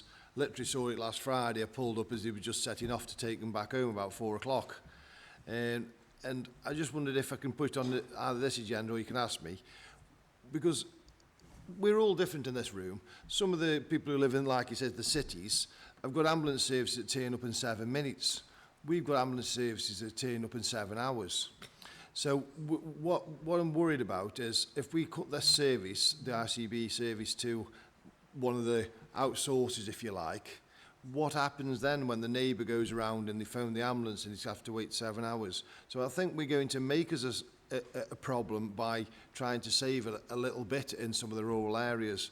So I'd just like some, whether it's this meeting or the next meeting, but it's a public outcry in our town for a very small amount of money that seems to, which will, like you say, if everything was working perfect, even like the lady next door, that, you know, these people are having asked to say the same thing to the same doctor every time because we haven't got them sort of things in place. So, and then we seem to be cutting the wrong end too quick before we've cut the technical end, if you like, where the savings could be. So I'm sorry if I've got it wrong, but that's what I'm trying to get to. Thank you. Thank you. And I think you're probably referring to what we did last year with the voluntary community sector and social enterprise review, looking at the grants that we give. So we can't contract with certain sectors. And so it was a grant and we hadn't reviewed them for something like 15 years. So there was a certain pot of money that we have to share around on those grants. And there was a review taking place over 3 phases. So I think I've sent a briefing through to Zach on the details of that. So you're more than welcome to look at the details of what went on. But really, they would not be doing a service that the ambulance service would be doing. As far as I'm concerned, if you need an ambulance, you'll go through the triage. You heard Lynn talk earlier, whether you'll get categorised as category 1, 2, 3, whatever, and you will get an ambulance based on your need. Now, we know there's ambulance handover delays at our hospitals, which is causing an issue for ambulances getting back out on the road. And you heard from Claire earlier on, that's something we've got to look to improve on, and that's part of our plan this year. So the two things don't actually link, but understand the noise around the moorlands, around the VCSE sector. So that's why we've sent through a briefing through to Zach on what we did last year. I don't know if Claire wants to come on. I just, sorry, can I just quickly say to Councillor Bentley and everyone, we have received a briefing note on the voluntary sector funding, as Tracy Shewan has just let us know. It is in our emails, so it's been sent out, the briefing notes, okay? Yep, ask your question. I'm well aware that you phone an ambulance, you get an ambulance. But what I'm saying is, if we cut services, we will be phoning for more ambulances, and it'll be putting more stress on the ambulance service. It's like chicken and egg, isn't it? What comes first? So that's what I'm trying to say. But I'll talk about it another time. Thank you. No, it's absolutely valid. We are working very, very closely with West Midlands Ambulance Service, and we've invested within 25 to 26. So there, again, no cuts and no reduction in investment in terms of the ambulance service. We've invested. Is that, yeah? Councillor Edgeler? Thank you very much, Chairman. Yes, I just wanted to highlight actually mental health, very dear to my heart for personal reasons, but I just wanted to highlight to the committee that the new crisis centre at Midland Partnership Foundation Trust, the Walton unit, and it's for people that are picked up with mental health problems by the police and can be taken there, and it includes children as well. It's an absolutely, I went around there the other day and had a look at it, fantastic facility, you know, so I just wanted to highlight that. But the other thing I wanted to ask Tracy actually, and from my own personal experience, I found out the other week that the computers between Cannock Hospital and New Cross Hospital are not compatible.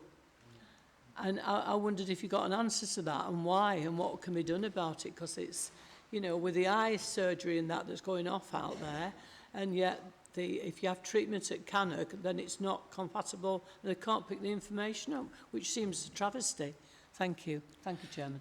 And I think, thank you, and it's directed me. I think that it might be a specific service, to be honest with you, because I'm actually under Royal Wolverhampton for my cardiac problems, and their Cannock does talk to Wolverhampton over me. but I'm not special. So it's something I'll look into. If you want to just drop me a line if it was a particular service, because they should, because they're the same trust, be able to talk to each other. And just comment, I think this is the eye clinics that's not compatible. Thank you. But I will email you, Tracy. Thank you. That's it? Yep. No follow-ups? Okay. Councillor Wallins. Cheers, thank you. I know you mentioned that there's a problem with delay in handover of patients at hospitals and so forth. With the with reducing local services like the maternity unit, Samuel Johnson, the mental health service at Sir Robert Peel's, isn't it just common sense? I don't know if I'm not on a different mindset to everyone else, but isn't it just common sense to keep local services open so that delay in handover doesn't happen and so forth? Well, the maternity wouldn't go to the A&E, they'd go to the maternity, and mental health, as you heard Councillor Edgeworth say, would hopefully not go to A&E, they would go to the crisis centre that Councillor Edgeworth has just mentioned. So what we want to do is make sure people get treatment in their locality, absolutely. You know, that shift that you heard from hospital to community, and we need to look at those community services, and that's part of the plan that we're working towards. It's massive. It's going to be very much in the 10-year plan that will be published this week about shifting out into the community. Do they need to be buildings like mini hospitals that are everywhere? Probably no. So we need to look at what teams do we need to have in the community, because A&E is brilliant when you need it. You know, if you can get the service or the treatment at home, you know, then that's even better for you. So we're working on that. That's got to be a plan for us. And I don't know, Claire, if you want to add. Yeah, absolutely. Just to add to that, we know from our patient data that we've got quite a small cohort of patients actually that tend to consume a lot of our A&E resource, and actually ensuring that they can access services within their local neighbourhood for whatever it happens to be will really support with handover delays and making sure that patients aren't attending A&E when they don't need to. Just a follow-up question to that. When you say bring it back to the community, one prime example I can think of the top of my head really is St Giles Hospice in Whittington. But then I've seen it in the news not so long back that they're struggling for funding and so forth. So would you keep funding St Giles Hospice and have any local hospice communities anywhere instead of having mini hospitals and so forth? Yes, so we do fund the hospices, and we've actually moved to a contractual basis with the hospices instead of a grant, which is like yearly, actually looking at contracts with them. You know, they may put requests into you for more funding or what have you, but we do contract with the hospices that are across Staffordshire and Stoke-on-Trent. Cheers, thank you. Okay, can Councillor Luca ask his question, please? Thank you, Chair. Yeah, the question I would actually like to ask is about prescriptions, where you state that you're going to look at saving on prescriptions. Could you go into a bit more detail about that? Because obviously isn't the prices set by the manufacturers? So in terms of some of the areas that we're looking to ensure that we review for medicines management, we know that there are a lot of drugs whereby we can do switches to generic rather than branded, and so there's a key part of our medicines management programme around that. We're also looking at usage and wastage, so we know that there's a significant amount of prescription waste, so really focusing in on making sure that we can reduce down that as much as possible. They're the large elements of the medicine management scheme. And also, could I just ask, what procedure will you have in place if you're going to start looking for cheaper drugs to make sure that you're not buying counterfeit like what's happened before in the past? Yeah, so again, We will have our subject matter experts ensuring that this is clinically led in terms of the process. So this goes back to our quality impact assessments and making sure that we really review all of the scheme, all of what we're looking to do. It has senior clinical inputs and has made sure we have all experts involved in terms of the decision making so that we can identify any risks and make sure that there's no unintended consequences at all. Okay, could Councillor Hood please ask her a question? Thank you, Chairman. At the ICB meeting on the 15th of May, Peter Axon, the Chief Executive Officer, said that he was working at pace to get to the deadline submission point for the 30th of May and for a clearer understanding of how we'll achieve cost reduction. He added that the pace of the work is rapid. You know, it disappoints me that we're using words like rapid when we're dealing with people, and we should be delivering timely, dignified care to what are real people and not just figures. And performance data clearly shows operational strain. We've got the A&E 12-hour waits, sometimes more. Ambulance handovers, which are just ridiculous, and we've got ambulances standing still because they've got a patient on board and they can't hand them over because there's no space. And the 18-week referral to treatment standard. And yet we're talking about, I won't say cuts, efficiencies and savings. To me, this is ludicrous. We are failing people. And I would guess that you two are sitting there not wanting to put this forward. I wouldn't want to be putting this forward when we're all aware of the media, things that are going on, and I think we're letting people down. And, you know, we're here to scrutinise this today, and we're having to ask some really difficult questions, but I think the proposals of the so-called savings are not workable. Thank you, Chairman.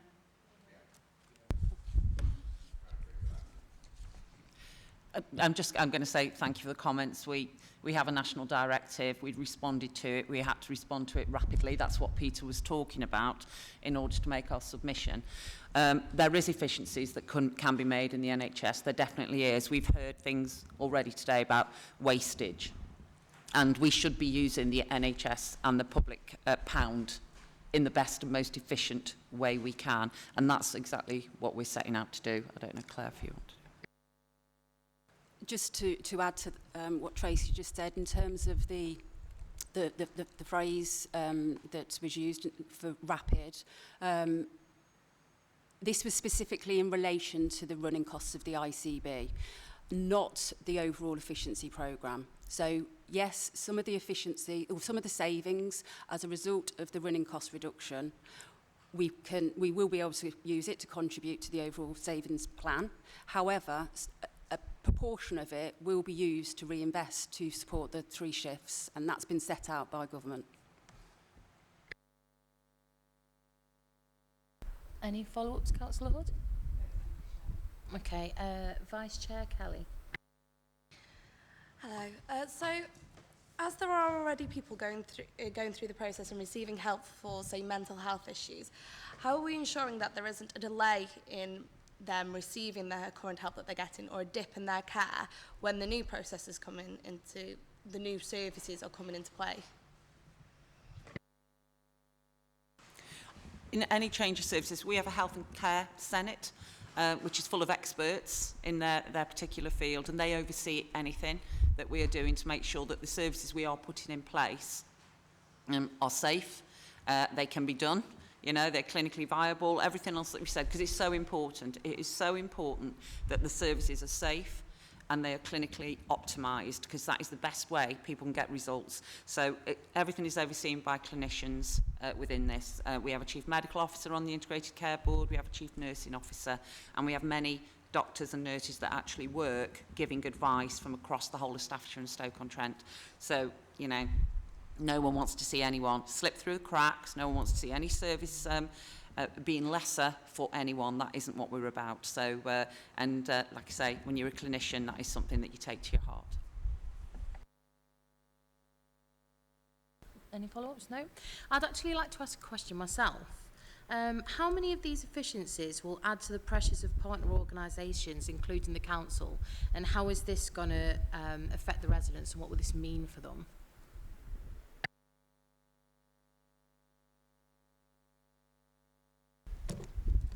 How many of these efficiencies will add to the pressures of partner organisations, including the council, and what will this mean for the residents?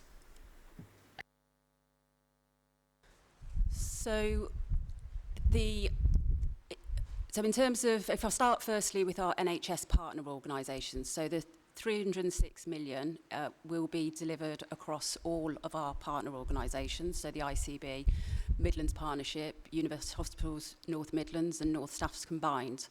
In terms of any impact on local authorities, we're actually expecting, given the work that we've been doing together in terms of Section 117 and continuing healthcare, that actually there will be a financial benefit to the local authority also. So we're not expecting any impact to the local authority in terms of our partner. And I believe you said on the impact on the residents of Staffordshire. Well, of course, all the impact assessments that we do will take that into account. And yes, we do sometimes have to put mitigating actions into place to say, well, if we do this, well, what's the mitigation? And we talked about travel earlier in the maternity conversation. We do all this sort of travel analysis, and that's put forward as part of business cases and things like that. So with each programme, we will look at what are the impacts and any mitigations that we need to put in place before any decisions are taken. So I don't know if you want to add anything. Okay, thank you. Can Councillor Norman ask his question, please? Thank you. Yeah, I don't think too many anecdotes in that. This was a bit of a rabbit hole, but just to say of a case recently where we're talking about efficiencies, the situation where a letter wasn't sent from the consultant or wasn't received by the GP for a year. Ambulances was called because of the problems with the patient 3 times. Did turn up once. We had to take the patient to the hospital another couple of times. And then still communication between the GP and elsewhere wasn't happening, and it's just been delayed. It's been quite ridiculous, and I've come across that before, but never been so close to that sort of thing. But again, that was just purely inefficiency, which if you can sort that out, will save money later on, of course. Just like if I get my knee fixed, I won't fall over, and I'll save, yeah. Thank you. Couldn't agree more. I agree, that's all. Yeah, you know, that shouldn't happen. And obviously, if there's a particular issue, you know, you can always contact me. But yeah, there are inefficiencies, and we do need to drive them out of the NHS. Councillor Luca, I think you had a question. Thank you, Chair. Yeah, just going back to the report where you were saying 800 staff are going to be affected. They're going to lose their jobs. Yeah. What is actually the number which is going to be affected in the mental health? I'm sorry, I don't have the exact breakdown in terms of the makeup, but what I would say is, in terms of the workforce reduction, it is heavily focused on the corporate growth that we've seen nationally, and it's also heavily focused on reducing agency, where it's actually not the best use of our resources. Certainly in terms of providing quality services for patients, what we need to be making sure is that we're providing services using substantive workforce and not relying on agency. But wouldn't you agree that actually is a cut? So going back to what my colleague, Councillor Hood said, yeah, it is actually a cut. No, we've got, we have staffing models in place which are nationally defined in terms of safer staffing tools. At the moment, what we're doing is utilise an agency for some of those shifts, and what we need to be making sure is that we've got the right substantive workforce, so we're not relying on agency, which is a premium cost and also is not not in the best interest for patients, which is where the focus on the reduction will be. Yeah, but isn't actually also part of that actually the bank nurses, and they're not agency? It will be total premium staff, but again, it goes back to the point in terms of making sure we've got the right substantive workforce.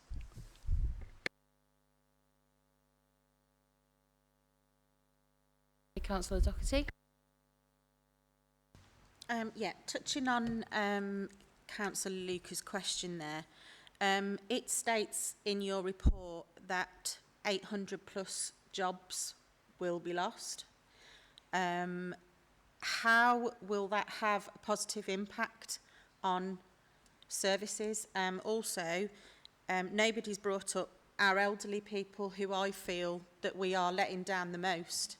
I've worked in the care industry for 7 years.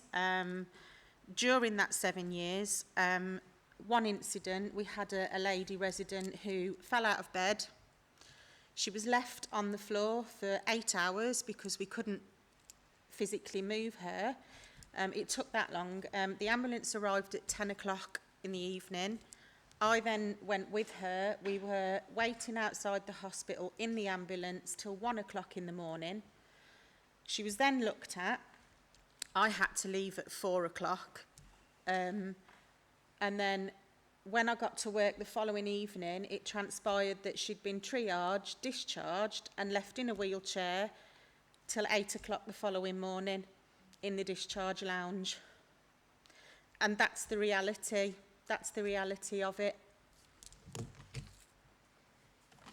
Yeah, so I'm sorry. Yeah, you know, had that experience. You know, it's not an experience we'd want, is it? You know, it's not for me to say anything different on that point. And I'm sorry, your first part of the question. It states in your it states in your report that there will be 800 plus job losses. So how will that impact our services, and how is that going to make them better? So, again, and just to say, that's completely unacceptable in terms of experience, and that should absolutely not happen. And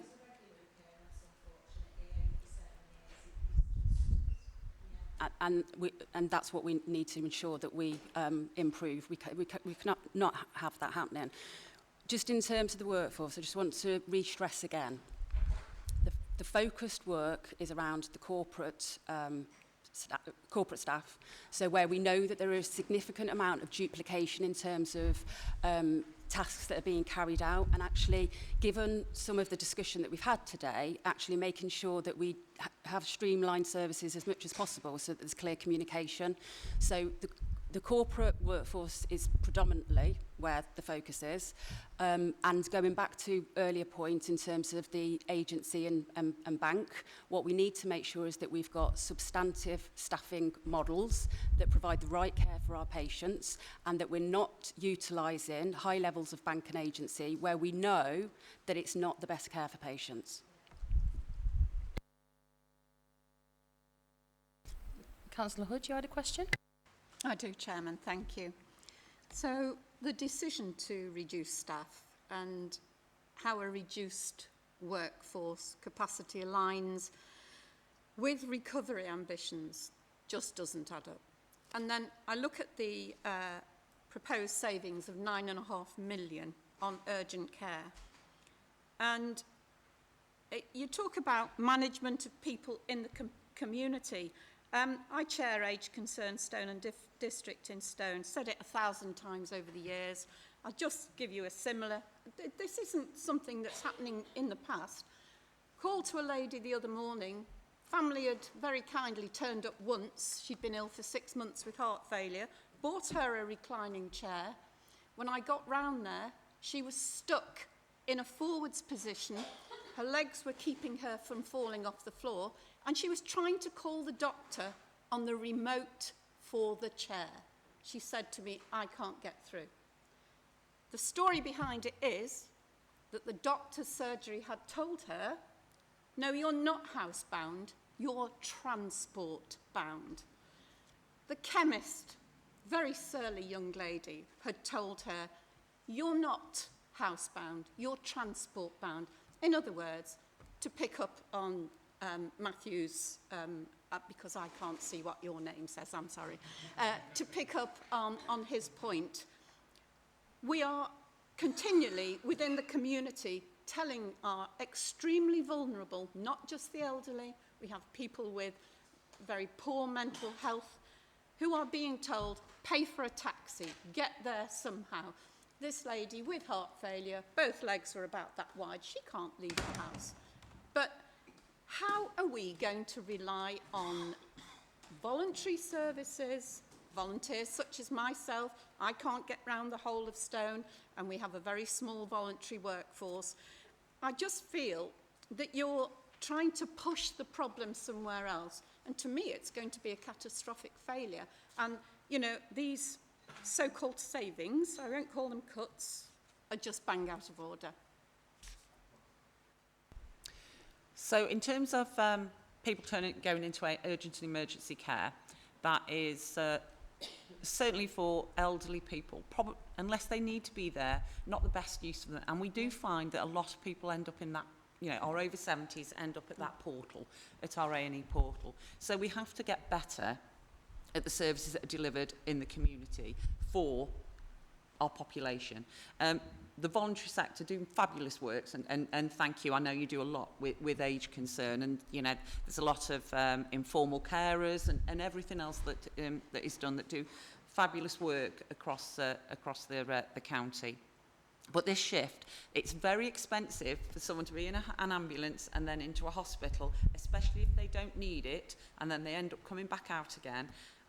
With that resource, we could put so much more into the community, and that's where we've got to make that shift. And we've got to try and we know we have to put the community before you shift it from that. So that's really what we're trying to do, because it will be better for individuals. That there's nothing worse than to be in hospital and stuck in hospital, you know, with all the muscle wastage that could happen if you don't need to be there.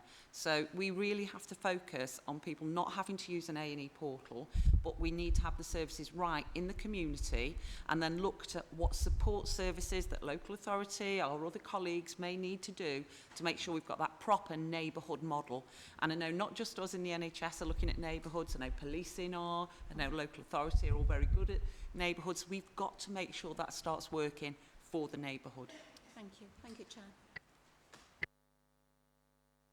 Okay, and I think Councillor Wallins wanted to ask a question next. Cheers, thank you. In relation to this 800 job losses and so forth, have you consulted the trade union about this? If so, what's their views on it? Thank you. Okay, so nationally, there's different parts, elements. So in the Integrated Care Board, which is where Claire and I work, there's discussions of cutting.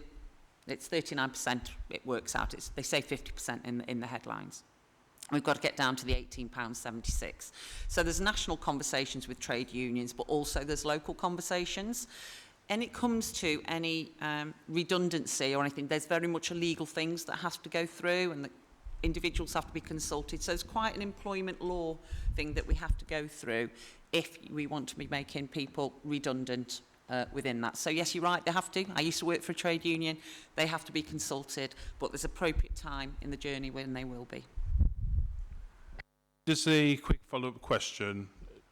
But what have they said? Do they agree with what you're saying, or have they been arguing against it, etc.? I mean, I couldn't speak for them because there's many. I think Unite have put something out today because there was some announcements over the weekend, you know, that commissioning support units are going to be abolished. This is going to be abolished. Next thing's going to be abolished. So there's different statements that are coming out. So I wouldn't want to speak for the trade unions, but I'm sure they won't be short in coming forward. Cheers, thank you. Councillor Lukey, your question? Thank you, Chair. Yeah, my question is, you're saying that you want to bring everything into the community. Yeah.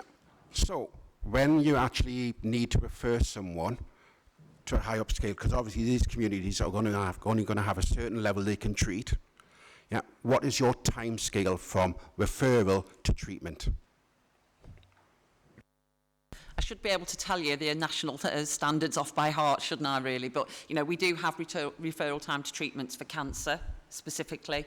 For different ones, we have 18-week weeks. So we have national targets that we have to adhere to. So absolutely, they are it. That they're part of our constitution. We should be doing that. Where we're not, we have to have a recovery programme to make sure that we are recovering, because and we knew this would happen. We are still recovering from COVID in some places, you know, recovering that elective, you know, your surgery sort of thing, still try and come back from some of that. So we know what we've got to meet the national standards, and busy doing that. I think we've much improved on the cancer standards, which is very positive. But yes, so there are particular ones that we do have to meet. Can't reel them off to you, but I can send them to you. Claire might be able to.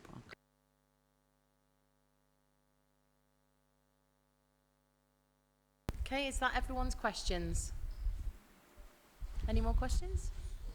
Oh, Councillor Bentley first, please. With the redundancy package, usually, this is in my past experience, mostly you have to cut all the agency staff before you make.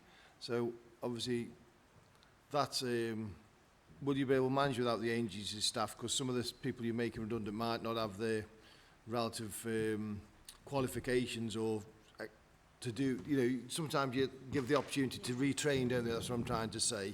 So that's one thing. And I will just iterate again that some of the questions we've been asked is you're saying that you're going to rely on volunteers and community services, but you're also cutting the funding for them as well. So to me, it doesn't seem to add up. I could see if you was investing in something, because you're taking it from here and you give a little bit of it to there and you save a bit, but if you're cutting here and cutting there, you know, like you say, the voluntary sector's on its knees anyway, and the ones that you just help a little bit, you're looking at cutting them. So I do find that a bit difficult, but I am new to this, so I'm just... But yeah, so that's the one, is if you are making redundancy, I can understand the corporate end, put the actual hands on people, surely they won't want to, their colleagues won't want to be working against somebody on an agency if the friend or the colleague's losing the job. And also, like I say, investing in the local communities a bit more. Thank you. Thank you. And no, it's an absolutely sensible question. But we are investing in the voluntary. I'm not saying we're just cutting the voluntary. All right, there was one element, three areas where we didn't decide to invest, but other areas where we are. And so the VCSE sector is being invested in. It is part of what we need to do. And we actually ring-fence money to invest in the voluntary sector because we realise what good work, you know, they do. And there's some fabulous stories, and anyone who's been to our public board may have heard some of the fabulous stories that have been talked about on where we've invested in the voluntary sector and what they've delivered. So I wouldn't want you to think that we cut all the voluntary sector. And I understand your particular issue around Moorlands, and happy to have that conversation with you outside. Councillor Samuels, and thank you for your question. Hi. This was a sort of enlightening and sober read in equal measures. And I think the one thing that sort of came out of it, and from lots of the discussions this morning, is that there's sort of multiple points of failure. I feel as though I've been sort of wincing and sort of just wincing all morning about sort of responses. So I'm not. I don't think I can sort of go away and think, everything's all right now. Is there anything? Are there any sort of? I call them points of failure. Is there anything that you sort of think? There's so many critical things in there. Is there anything that you think is most critical that cannot fail? If that's the sort of question. But because again, there's multiple points, and I'm not overly comfortable or convinced that I'm happy to go away thinking everything's fine. Thank you. So the one thing that can't fail is quality of care. You know, we're sitting here in Staffordshire now, and we all know what the history happened back around the Mid-Staffs inquiry. So quality of care cannot fail. We have to work at providing that quality service. And I know if my chairman was sat here now, he'd be going, you know, nothing trumps the quality regardless, and they will make sure that through board as they scrutinise us, because we have our non-execs at board. They will scrutinise us through board. But, you know, it is a challenge. The operational plan this year is a challenge. It's a challenging ask we've been set. We've done the response, and we will be monitored on a monthly basis to see how we are responding. And as I said earlier, I expect you to be quite interested in how we do that. So appreciate your question. Like I say, quality is the one thing we can't fail at, but I understand where you're coming from, and no doubt there'll be more questions coming our way as we go through the year. Okay, is there any more questions?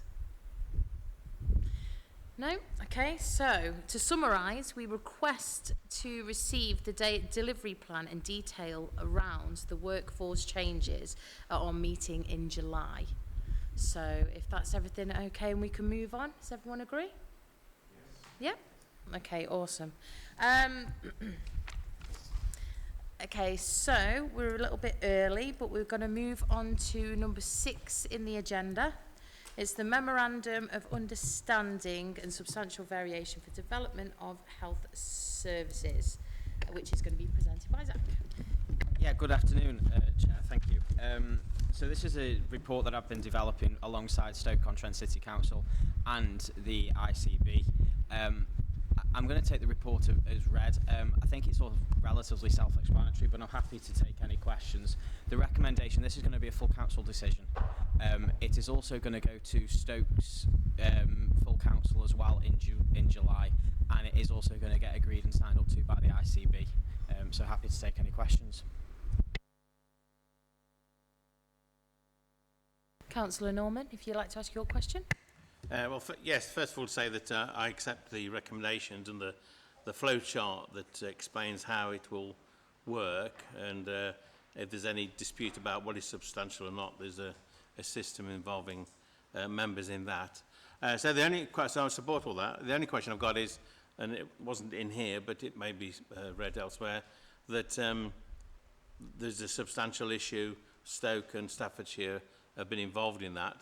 How would we get reports back? I mean, if it's just for information, but will we get reports back to this committee on what's happened and on the reports following that substantial scrutiny inquiry? That's all. Thank you. Yeah, so as I said, so there's 2 meetings, so it's automatically, if there is a substantial variation or development of services, that'll involve 2 meetings. The first one will be to go through what the consultation looks like, and then the second one will be to then review what the consultation, to actually respond to the consultation. There is then the opportunity for that to come back to committee. It's down to each committee how they want to look at it and review it.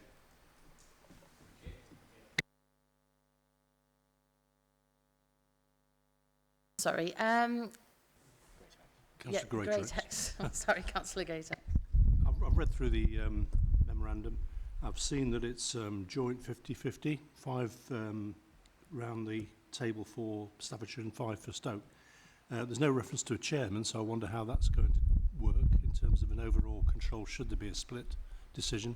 And also the political balance, it suggests that it's one of the 5 would be a non-reform member. And I just want to confirm that. Yes, so when this goes to council, it will actually be there will actually be a membership that goes alongside it that will be determined as per the political balance. So the first sorry, I forgot the first part. Chairman. Oh yes, so the chairman was a little bit more complicated because Stoke operates slightly different to Staffordshire, so it would be determined by how it was worded in the report was it would be chaired by and nominated by the actual committee that gets appointed, which is standard practice. The follow-up would be what would happen if it's 50-50? Good question. It would be down to the clerk. It would be down to the clerk to sort that out. Actually, if it happened. Any other questions? Okay, Councillor Samuels. Yeah, I agreed with the memorandum. There's one point where, in my own head, I sort of asked myself a question. Under circumstances not requiring consultation. Under the first point, it says, the Memorandum of Understanding and Substantial Variation for Development of Health Services. Does that mean that if there's a circumstance where, in my own head, I sort of asked myself a question. Under circumstances not requiring consultation, does that mean that if there's a circumstance where, in my own head, I sort of asked myself a question, under the first point, there's a bit about the NHS body must notify the local authority that consultation will not take place and the reason for this. Does that reason have to be taken as read? Is there any sort of comebacks? Is there any sort of comeback on it? Or is it just a case of that's the reason, deal with it? Thank you. Yeah, so if we put a proposal forward to you, you as the overview scrutiny committee, you can direct us to some extent. So, for instance, we came along with a proposal of a 6-week consultation for the maternity, and this committee previously suggested it should be 12-week. So we took that on board, reviewed it, and made it a 12-week consultation.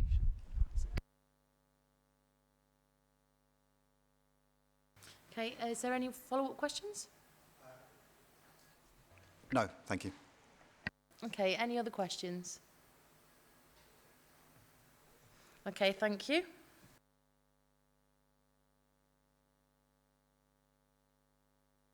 So, in regards to that, I consider and approve the memorandum of understanding to endorse the report to progress to the full council. Does everybody agree with that? Okay, thank you.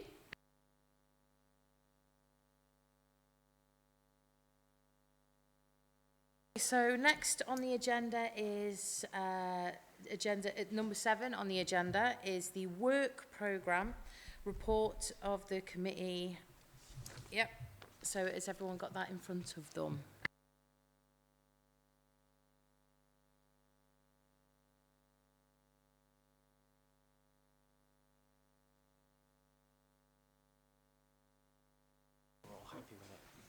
Zach, would you like to take this off my hands for a second?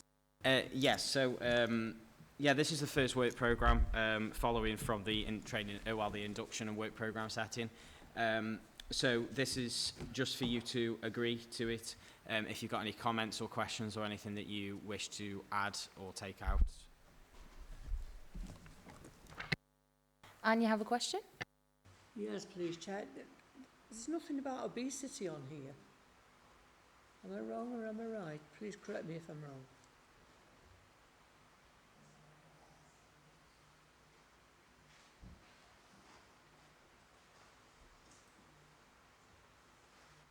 I think we'll take that back, and we'll have another look at it. Thanks, Zach. Okay. Can I have your question, Councillor? Thank you, Chair. I'm substituting for Councillor Jones, John Jones, and he's asked me to ask these 2 questions. At the moment, there's no provision of out-of-hours pharmacy in Leap Moorlands, and he just is awaiting for an update, but he hasn't had anything yet. But there was one in Sainsbury's, but they've taken theirs out, so there isn't an out-of-hours pharmacy, so everybody in Moorlands have got to go to Stoke-on-Trent, which it's quite a lot of villages and it's quite spaced out. Yeah, if it helps, I do know that there's a pharmaceutical needs assessment that's about to go out to consultation. That's the responsibility for that, I believe, sits with the Health and Wellbeing Board. But if the committee want to look at that, it wouldn't yet be timely to look at because, as I say, it's about to go out to consultation.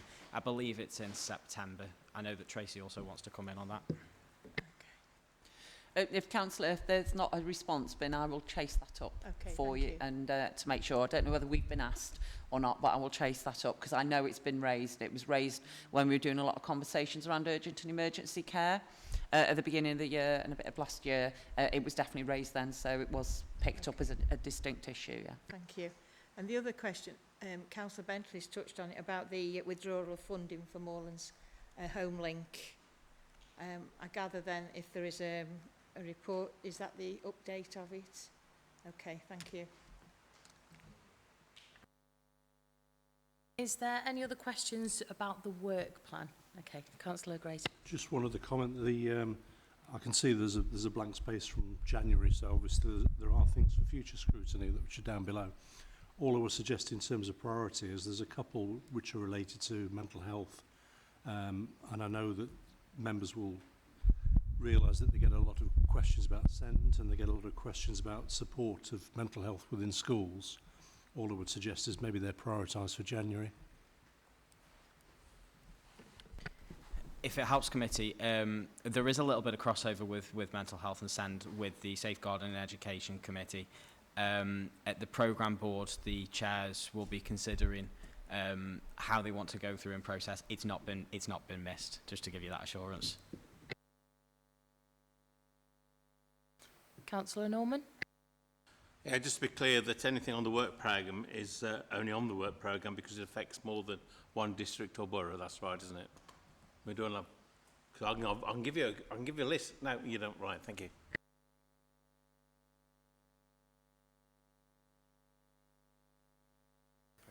Is there anything else with the work programme? No? Okay, so I say that there's a couple of things that obviously need to be looked into, but other than that, is everyone agreeing with that so far? Okay, yeah. Okay, that's great. So I think that's it. That is us finished. So I just want to say thank you to everybody that's come today, and I look forward to seeing you in the next meeting. Okay, thank you.